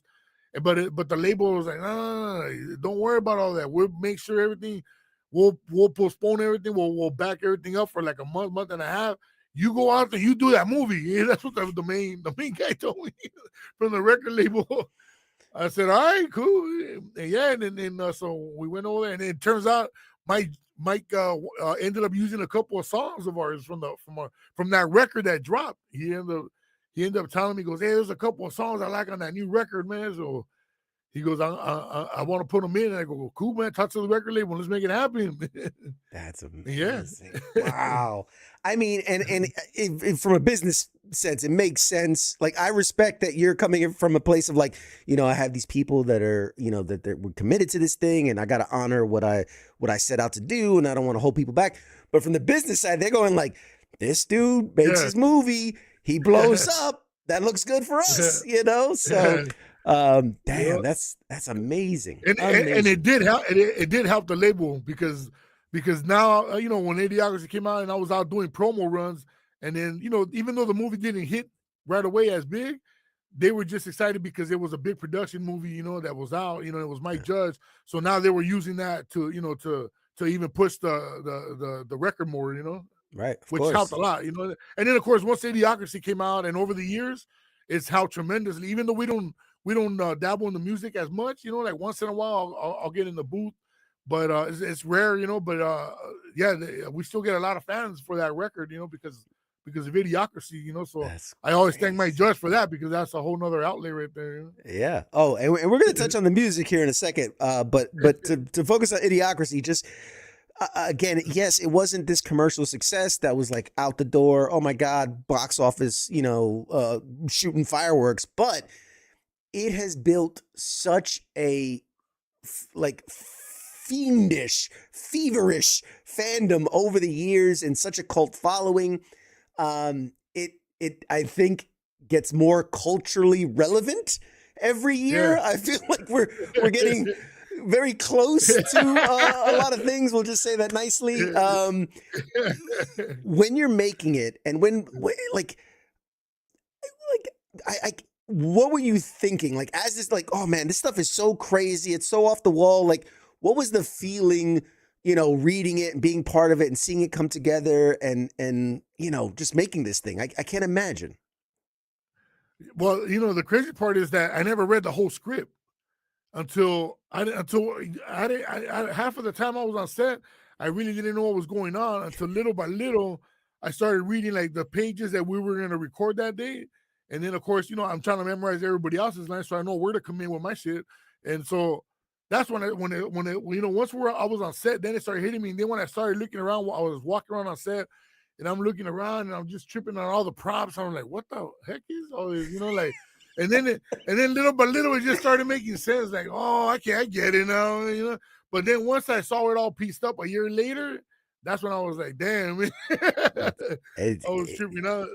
I mean, it's crazy, really. You know, I think people that see it, you know, maybe for the first time more recently are like, oh, you know, they're poking a mirror, you know, they're holding the mirror up to society. I'm like, when this thing came out, this was so far-fetched. This was so off the wall ridiculous. It could never happen. And like, oh my God, that is, anyway. Moving on. When people maybe come up to you and go like, oh my God, you know, Department of Defense, like, is there something is there like a line that people quote to you? Is there a scene that people bring up to you when they meet you? Anything like that? The one I always get hit with is the electrolytes. They're like, hey, plants got, you know, like, hey, Brando's got what plants crave, man. And then they get a kick out of it when I reply back. It's got electrolytes. Like, oh, yell it out. It's so good. It's so good. You can't deny that. You were also appeared in Silicon Valley, and you know, I that's such a different style of like, it is in the comedy realm, but it's, you know, it's not a Mike Judge thing, obviously. But so I'm curious, you know, what did you kind of take away from that experience as like the approach to comedy when you compare it to different creators, like what Mike Judge does? Well, actually, Mike Judge directed that episode, the one I did. There you go. Yeah, that's how I ended up getting that too. You know, Mike called and he knew, because that whole persona right there, that Chewy, that was the character that was in Silicon Valley. That was me like 20 years prior to that, you know, that was actually me like that, you know, just on the streets, just running amok, you know. So, and Mike knew that, you know, so Mike knew I I could be authentic with it, and bring it to life. Be the character you wanted. There you go. I mean, well, there you go. It fits like a glove, man. Another great character you played was on Lopez, and apparently, from what I read, that was written with you in mind. So again, I'm wondering how much of Anthony is inside that character. I think because the character name was Manolo, and I played George Lopez's driver and bodyguard, and his friend from his neighborhood, right?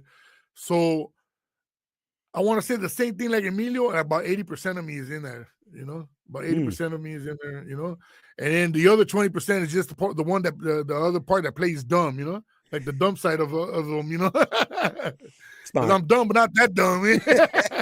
That's good. Good answer. Smart answer.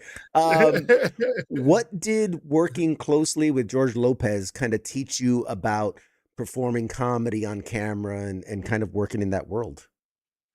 Man, a whole lot, man, because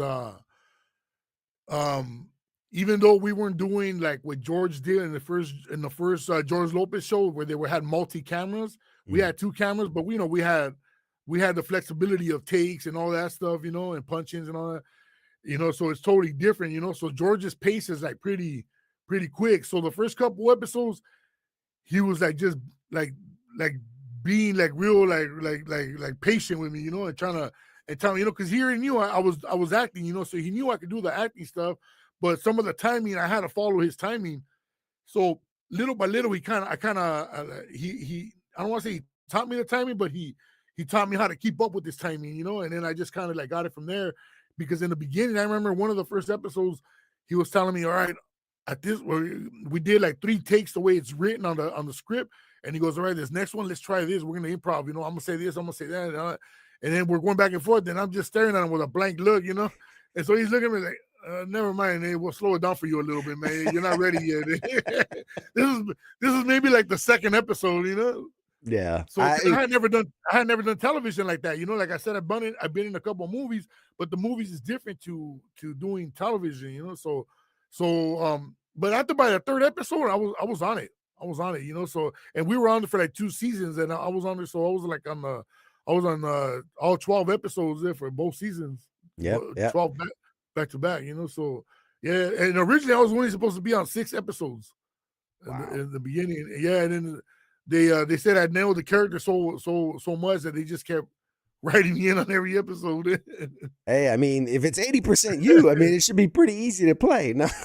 Yeah. No, that's what I'm saying. It's like it wasn't that hard, man. There you go. And I think a lot of people that aren't in the industry, so a lot of the people that are watching that are just kind of hearing about this, there's you think, movie, TV, same thing. And like, there's such a different pace to kind of the slow, methodical shot, placement, lighting when it comes to a movie versus that fast pace of getting episodes on, and you got to hit it and you got to go and you got to do 12 episodes in like 3 weeks. And,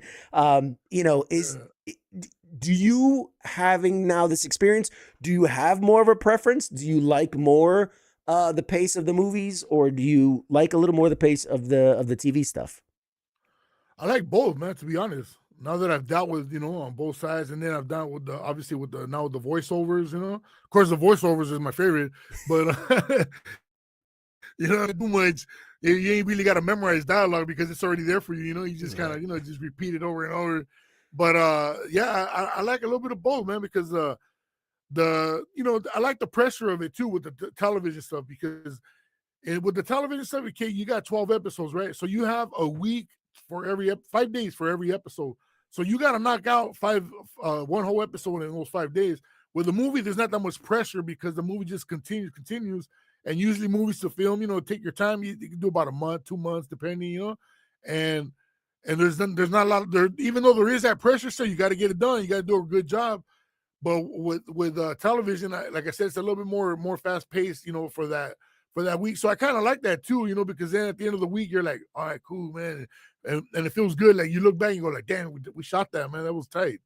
Came out dope, So, but I like I said, I like both. I can't say, more one than the other, Fair. That's a fair point. So you have worked obviously in stand-up and live action and animation. I heard even in video games doing some dialogue, and obviously music. Which one of those kind of forces you outside of your comfort zone, right? Which one gets you the furthest outside of your comfort zone? I would say stand-up comedy. Because I started Really? doing stand-up, like, I think this December, I think it'll probably be like 7 years.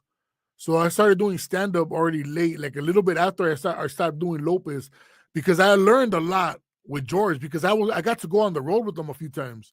You know what I'm saying? So I got to go a lot of the shows when he was doing the comedy Get Down with D.L. Hughley Mhm. and Cedric the Entertainer, and rest in peace Charlie Murphy, and who else was on that? I can't remember who else was on that tour, man. But so I got to go on a lot of these tours. So I was hanging out with all these guys, and I was learning the game, and I was learning that you kind of have to step out of your comfort zone, man. You got to kind of just be able to talk about yourself, vulnerable stuff, and kind of roast yourself, and that's some stuff that I wasn't used to like that, because the way I grew up, you weren't used to doing stuff like that. You know what I mean? We're just like always just hardcore, gangbanger fools. You know what I'm saying? You know what I'm saying? So it was so the stand-up comedy has taken me, like out of my comfort zone, I want to say, and shout out to my boy Phil Medina. He's the one that really got me into stand-up. I learned a lot from George, but I've learned a whole lot too from Phil Medina, because he's the one that gave me my first stage, and he's giving me so many certain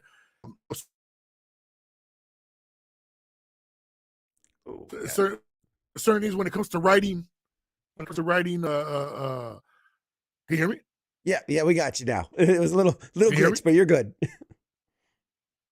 Oh yeah, yeah. No, so I was saying, yeah, he's taught me a lot of things, man, how to write, how to punch up jokes and stuff like that. So the first couple of years, man, he was like pretty much like, I was under his wing, and then after that, little by little, I just started going on. I started getting my own bookings, and I do shows out there whenever I can. And like I said, that's the only thing that takes me out of my comfort zone, man, because sometimes, even though it might look like I'm comfortable out there, but sometimes I'm saying stuff out there I'm not 100% comfortable, but I'm saying it because it's just, the people find it funny.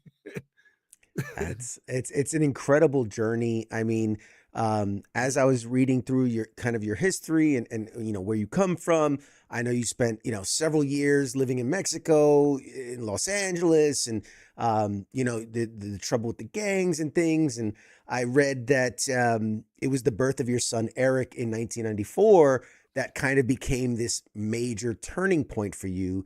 How difficult was it when you decided to kind of focus on the family life and putting maybe some of the creative stuff aside at that point in your life?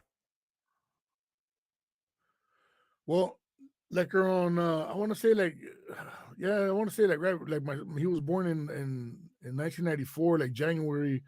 So a little bit before that, I was already starting to calm down stuff, because even though I was doing music and we were touring and stuff like that, we were still doing other stuff, illegal stuff, on the side. So we were just kind of like going back and forth with that. So I knew that eventually that, that gets old, that wasn't going to lead anywhere. Eventually I knew I had to turn my talents into a career, some way. I don't know how. I just said some way, I got to figure this out, and I believe I'm a big guy, like on prayer too. I believe in a lot of prayer, so and just kind of leave it up to God, leave it up to the universe, and just call it out, what you want to do. And it just kind of worked out like that, man. It just kind of worked its way out where little by little, I stopped hanging around with the wrong crowd, and just started getting right, and just started doing the right thing, and just focus on the career and focus on making money legitimately, and because now I got my son, so now I got this little guy. He's gonna grow up, and then he's gonna see, I don't want to see him growing up seeing all this crazy shit that we saw, I want to show him better, I want to show him a different life, that there's more than that. And yeah, you know, like I gotta say, man, he's nothing like me when it comes to like he's super chill, man.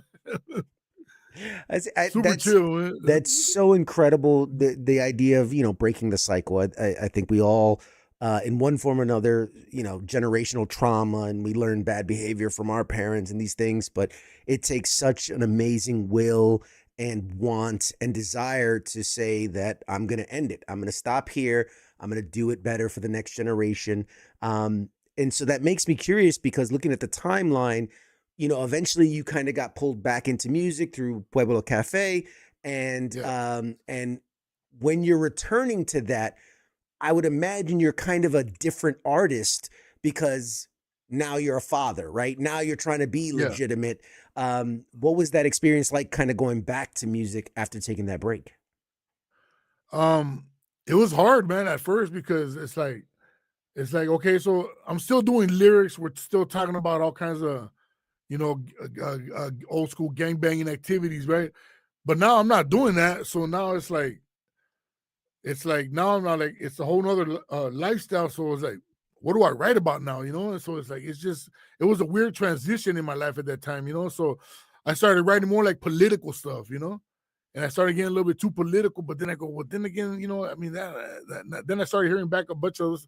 I go, but that's, you know, I don't know. I was just going through some weird time where I was trying different stuff and see what would hit and see what would work. And I couldn't find myself, you know? And it took a while before we did like the all Spanish Pueblo Cafe stuff, you know? And then that's when everything just kind of started clicking in, everything just started working its way out, you know, where I started doing we dropped the Spanish album, Idiocracy came out. The following year I did King of the Hill, and then the following year I did Harsh Times, you know, so everything just kind of started clicking, but there was a big old gap in between that, like maybe like, I don't know, like 10 years that just went by where I was doing music, doing shows, but it just wasn't resonating with the people, and the stuff that I was doing, I just wasn't happy with it either. I was just doing stuff to do stuff, and it got to a point where like, man, I need to cut out for a while and just take a break. So I just started doing like regular work. I got, you know, security guard job, and I was doing stuff like that, you know, and it just so I could figure things out, you know. I go, I'm gonna give myself a couple of years and see what happens in the meantime, you know, and hopefully something will happen, you know. You know, we'll figure it out one way or another.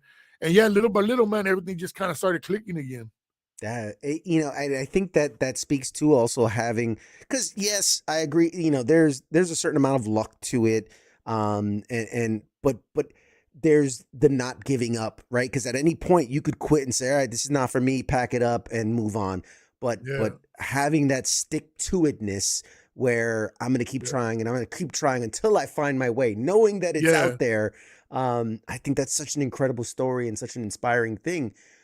When someone knows you as the actor or the comedian or maybe the musician, what part of your journey do you think that they usually misunderstand that got you here? Man, I don't know, to be honest.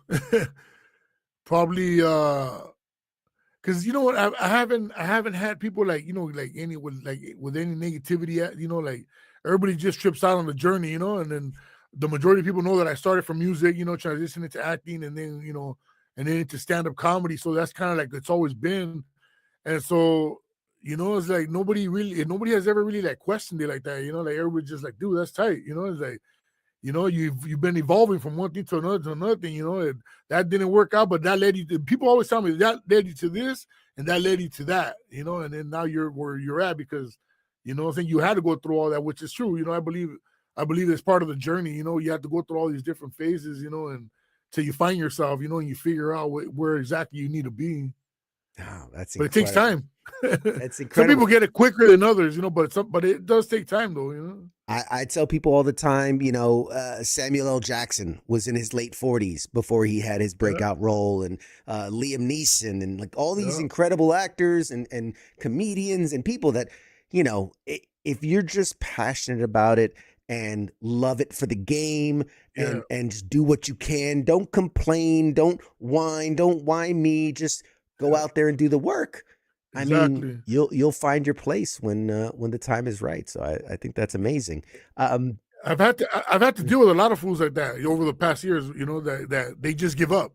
And I try to, trying to like tell them, man, I get it. You know what I'm saying? We're all going through, but if you're really passionate about what you're trying to do and what you want to do, just keep going, man. That's what I always say. I go, take some time off if you have to figure it out, and then, and then just keep going, never stop. If you're passionate about what you're doing. Let me ask you this: what is harder, making a room full of strangers laugh as yourself, or delivering that line in the recording booth and trusting that it's going to work months later? Man, I would want to say, I would say, probably being on stage, and because right there, it's like there's no writers. It's me. I'm the writer. When I'm doing like movie stuff and all, I'm not the writer. You know what I'm saying? So I'm putting all my trust in the writers, and then director, because the director will tell you, like, not try it like this, try it like that, do it like this, do it like that, because they know what they want to get. You know what I'm saying? So I always put my trust in the directors, and I've had the opportunity to work with nothing but great directors, man. I like that. And producers. That's good. And so when I'm on stage, I'm the writer, so it's a little bit more scarier because, it could be a hit or miss. You know what I'm saying? But that's how. And then that's another thing. When you're doing stand up, there's a lot of times you go out there, you do new jokes, you don't know if it's going to hit or not. You know what I'm saying? So you just got to kind of try it a couple different ways, and there's no like retakes at that moment. You got to wait till the next show to try and do it a different way. Try to give it a different delivery or something, or maybe it worked right there, but you can make it work even harder where it'll get you a bigger laugh. Then you got to wait till the next show to try that out. It's not like you're in the studio and you could go and retake or whatever, Yeah, no, that's so true. And I think we're running out of time, and I don't want to hold you any longer than I have to. No worries, man. Dude, we could talk for hours. I love you, and I think this is incredible, and I think more people need to hear these kind of messages. But I think it's important too to touch on, I read that you spend a lot of time mentoring young people now and using your own story to show them that their circumstances don't have to always determine their future. What do you tell a kid who believes the positive path simply is not available to them, right? That there's only one way for them. I mean, usually, because I go a lot to like different, with different ages, right? So there's sometimes I'll go to juvenile halls, and we'll talk to the kids and stuff like that. And then so they'll see my tattoos and everything, and then when they start hearing my story, and they get intrigued, by and then I just tell them, I go, hey, if I did it, you can do it, man. This is basically, if this is something you want to do, and even if you don't want to be an entertainer, you want to be something else, if that's what you really want to do, you can do it.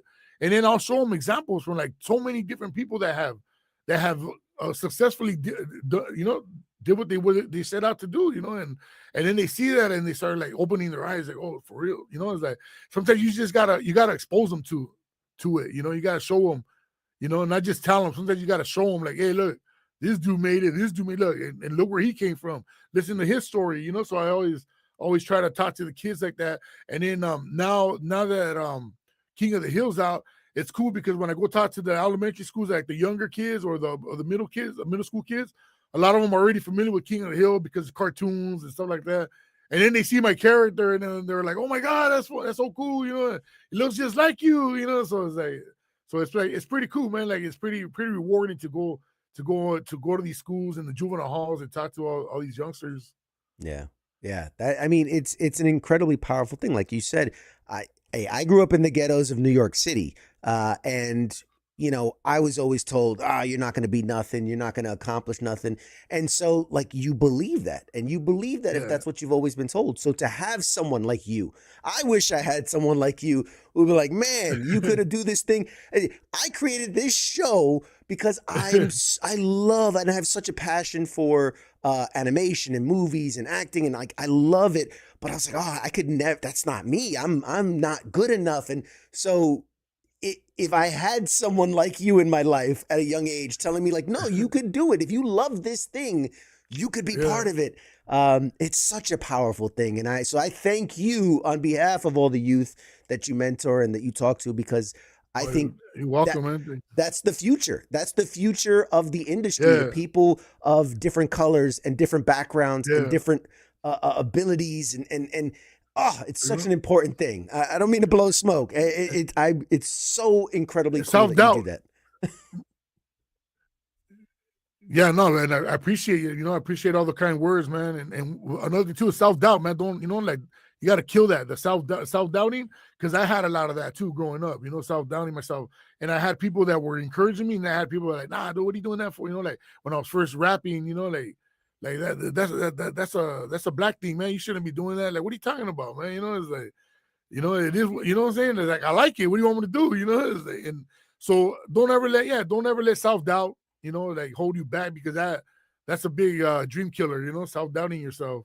Yeah. Yeah, man, you speak the truth. As we wrap down, I'm going to ask you just 2 quick more questions. After everything you have experienced, you know, I'm always fascinated by this idea of success, right? Because what success is for us at the beginning isn't always necessarily what success means for us in the current time or in the future. So after everything, you know, how has it changed for you? What do you compare it to from when you first entered the entertainment business to now? What is success? So for me in the beginning, when I first started in the music side, to me, success was all, you know, you gotta be balling, you know, make money, and you know, and all this, and you know, have the fly cars and the jewelry and all, and the women and all. And so in the beginning, I want to say the first few years, like maybe 4 or 5 years, that's what it was about. But then I started like, you know, like thinking like, nah, man, it's more than that, man. Just my success, I felt started successful when I would go out and do shows and as music, and people would you know, clap and throw their hands in the air and just groove with our music and just, you know, just vibe with us, you know. To me, that was already successful because I'm making people feel good. You know what I'm saying? And it's the same thing with stand-up now, you know. It's the same thing when I go out there. All I asked for is a show where I could make people laugh and smile, and that's it. You know, I don't ask for anything. I'm not worried about the money. I'm not worried, you know, like my whole thing now is just bringing laughter and smiles to people. That's, to me, that's successful, because even though I'm not on a major scale where people go, oh, A-list celebrities and all that, I'm living the dream regardless. I'm doing it. I'm doing what I'm doing what I set out to do, you know, and it's happening, you know, and that's where I feel you're successful. Once you get to a point where you start noticing like, oh man, you know, like people responding to it and they love it and they're happy about it, you know, they like it, then that's when you know that it's not about the money or how many projects I can do in a year, you know. It's really just about bringing in smiles and the laughter to the people. They can feel good. That's amazing. That's the right attitude, man. You can't go wrong with that. Are you on the social medias? Where can people follow you? Where can they follow your stand-up? How can they follow you and watch everything you do? Yeah. All my social media is Big Citric. You can also clock in Anthony Campos, and you know it'll come up. But for the most part, it's Anthony Citric Campos or Big Citric, all social media. The website is down right now. It's bigcitric.com. We're doing a bunch of upgrades to it, so it'll be up again soon. And then, you know, we'll throw a little stuff up there, and we might have some I don't know, some Idiocracy memorabilia stuff up there too, you know. So we're kind of working on that right now to, you know, hopefully we get it before the end of the year. We get it back up. But yeah, all social media, Big Citric, like citric acid. I love it. And last thing before we let you go, you're the best person to speak to it. Why should people watch the new season of King of the Hill? And especially, why should they pay attention when Emilio is on the screen? Well, first of all, King of the Hill, man, you know what I'm saying? It never gets old. It's a wonderful program, you know, for everybody. And it's man, it's just basically, I think everybody can relate to it. You know what I'm saying? Because it has a lot of everyday issues that people deal with. And so I feel this is a real relatable show. And plus, you know, it gets pretty steamy with Bobby this year. So, you know, hey, Shout out to Bobby. Right on, right on. Ladies and gentlemen, the incredible, incomparable Anthony Citric Campos. Brother, I want to thank you so much for taking the time to sit down with us. You're incredible. You have such an amazing story. And I wish you all the continued success. I wish we're praying for 18 more years of King of the Hill, as well as any and all the other products that you can put out there. I'm definitely going to follow you on all the socials. I want to see the comedy. Obviously, a big fan of comedy. And we'll have to have you on again, celebrating the 10-year anniversary of the revival of the revival. We'll have you back on. Sounds good? That's right.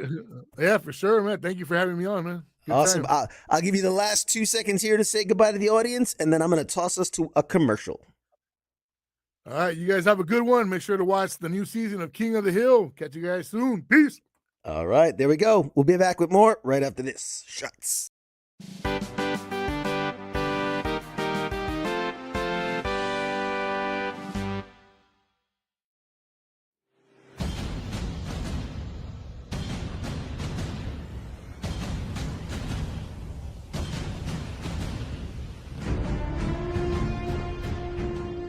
Hey, you there? Yeah, it is right, you. Let me ask you something, right? Where the hell do you think that you're going?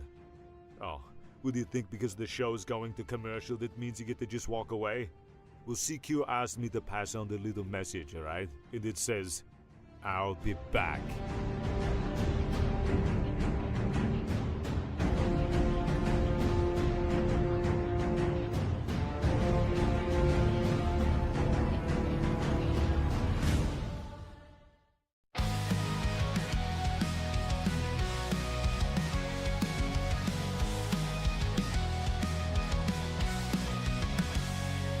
In the shadows of the city bright, where heroes rise and take the fight, there's a voice that breaks the night. It's CQ with the insight. From the comics to the silver screens, talking legends and those crazy scenes, pop culture trends and hidden themes. CQ reveals what it all means.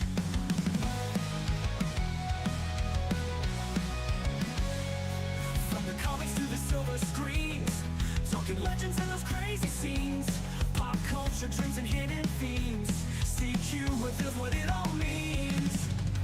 Pop culture warrior here to ignite, guiding through the tales of light. With CQ leading the charts so bright, we're ready for another flight. Pop culture warrior here to ignite, guiding through the tales of light. With CQ leading the charts so bright, we're ready for another flight.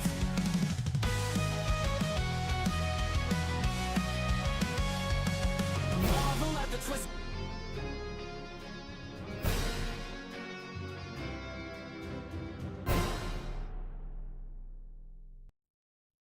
All right, ladies and gentlemen, we are back.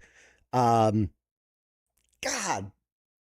how fucking cool is Anthony Campos? Like, just the coolest fucking dude. I think I say this every week,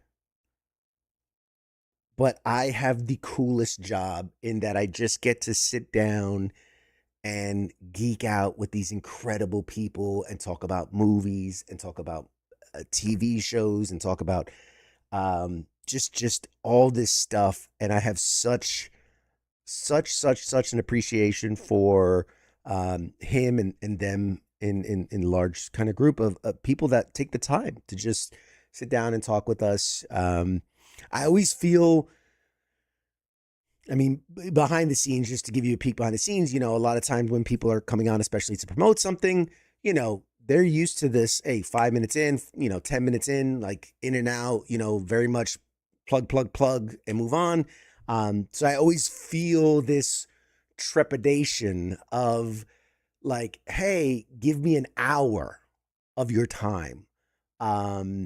Especially folks that, hey, time is money, right? Time is money. An hour of someone's time, especially, someone who's on a movie shoot or on a series. And, that's an hour away from their family. That's an hour out of their own free time that they could be doing anything else. And yet they choose to sit here and talk to us. And, just over the moon. Just over the moon. What a cool dude. What a cool dude. I told him, I said, hey, we're gonna be out in San Diego, man. Fucking, come through. He's like, hey, I was actually thinking about, coming through. He's like, I'll let you know. We link up. What up, Luce? That is gonna wrap it up for today's episode of Pop Culture Warrior.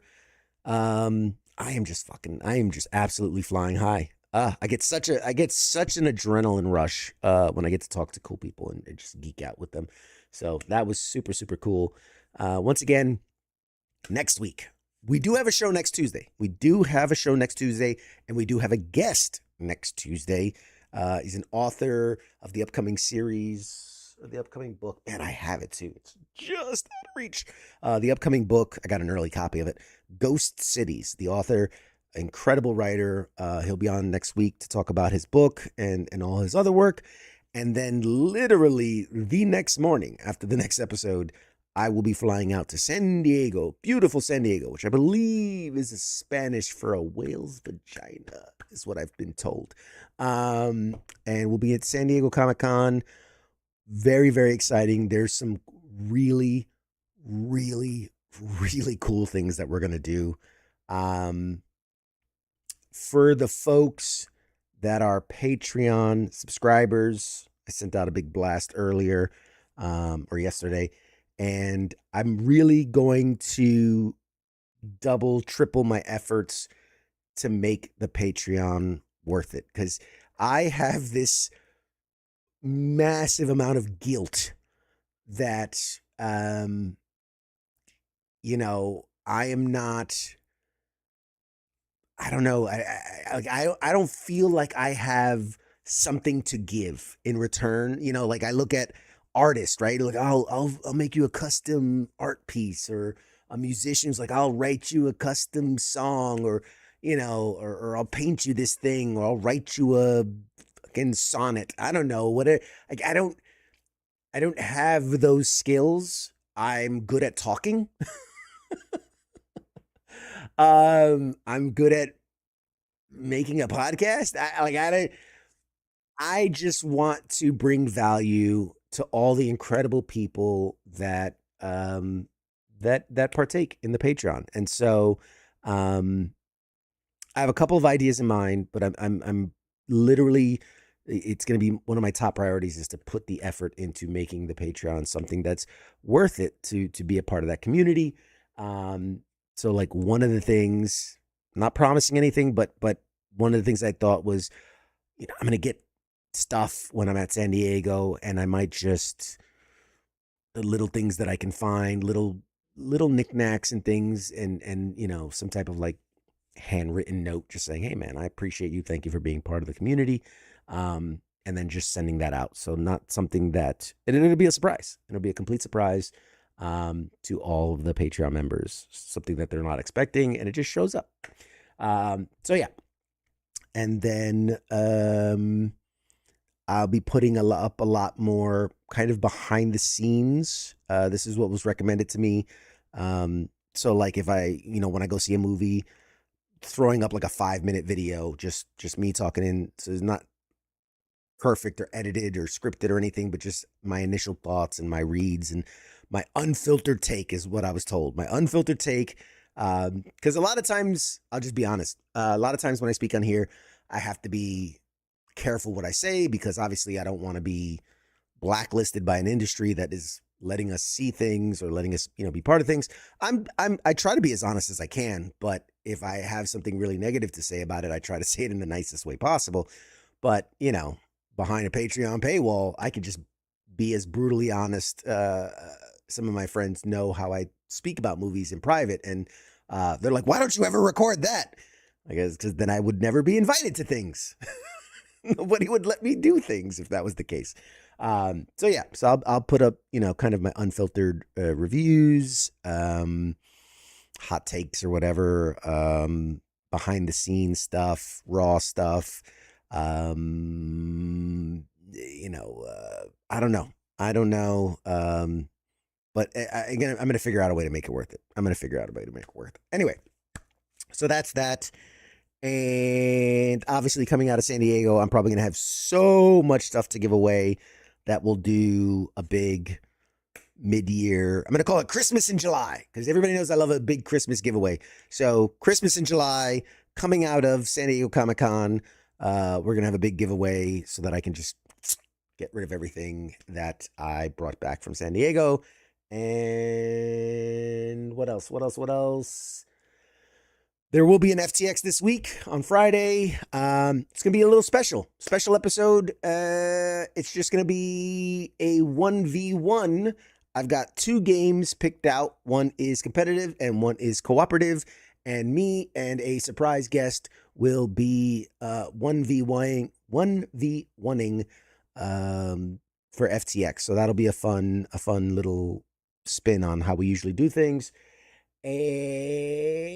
And I think, once again, big shout out to our amazing drink sponsor, Double Time Sports Drink. It's healthy, good option. I got the Tactical Tango Mango. It's actually good. And it's a better alternative than, a lot of the other big name brand sports drinks because, 0 sugar and 0 calories and all the good vitamins and things. So yeah, check them out. Veteran owned and operated. Good company. Do I have anything else? I don't think I'm missing anything. Obviously, tune into all the other shows around the station. Mondays with Ice on the Monday edition, and Tuesdays here. Wednesdays Sports Bar, which I think they're on a small break. Just wish our guy well. King is in the hospital. Nothing bad. Just getting his things in order. Routine stuff. And talked to Radar recently. Radar is getting ready to come back. He's ready to start spinning up the turntables again, and very excited to have him back on the Smoke Pit. Thursdays is Sergeant's Time, which is also on a small hiatus. It's like it's summer break, man. Everybody's on a small hiatus. And then Fridays FTX, Saturday Weekend Co-ops, Sunday The Reset with Dr. J, which is awesome programming. Love it. And then back with Monday, the Monday edition. So all that being said, tune into all the other shows. Support us, like us, share us, subscribe, hit the bell, hit the follow, hit the buttons, hit all the buttons on whatever platform you're watching, whether that be on the Pop Culture Warrior, on the WTF Nation Radio, on the U.S. Army WTF Moments, Facebook, YouTube, Twitter, Instagram, Twitch, TikTok, wherever you're watching, hit all the buttons, do all the things, and just want to thank you for watching. Thank my guests, Anthony, Big Citric, Campos, and obviously Mad Mike for being with us in the first hour and hanging out. And yeah, we got lots of cool stuff coming. I literally cannot wait for you to see some of the stuff that we've got planned, both for this show, for San Diego, and for the station moving forward. I'll leave it at that. All right, folks. We'll see you guys next week. Shots.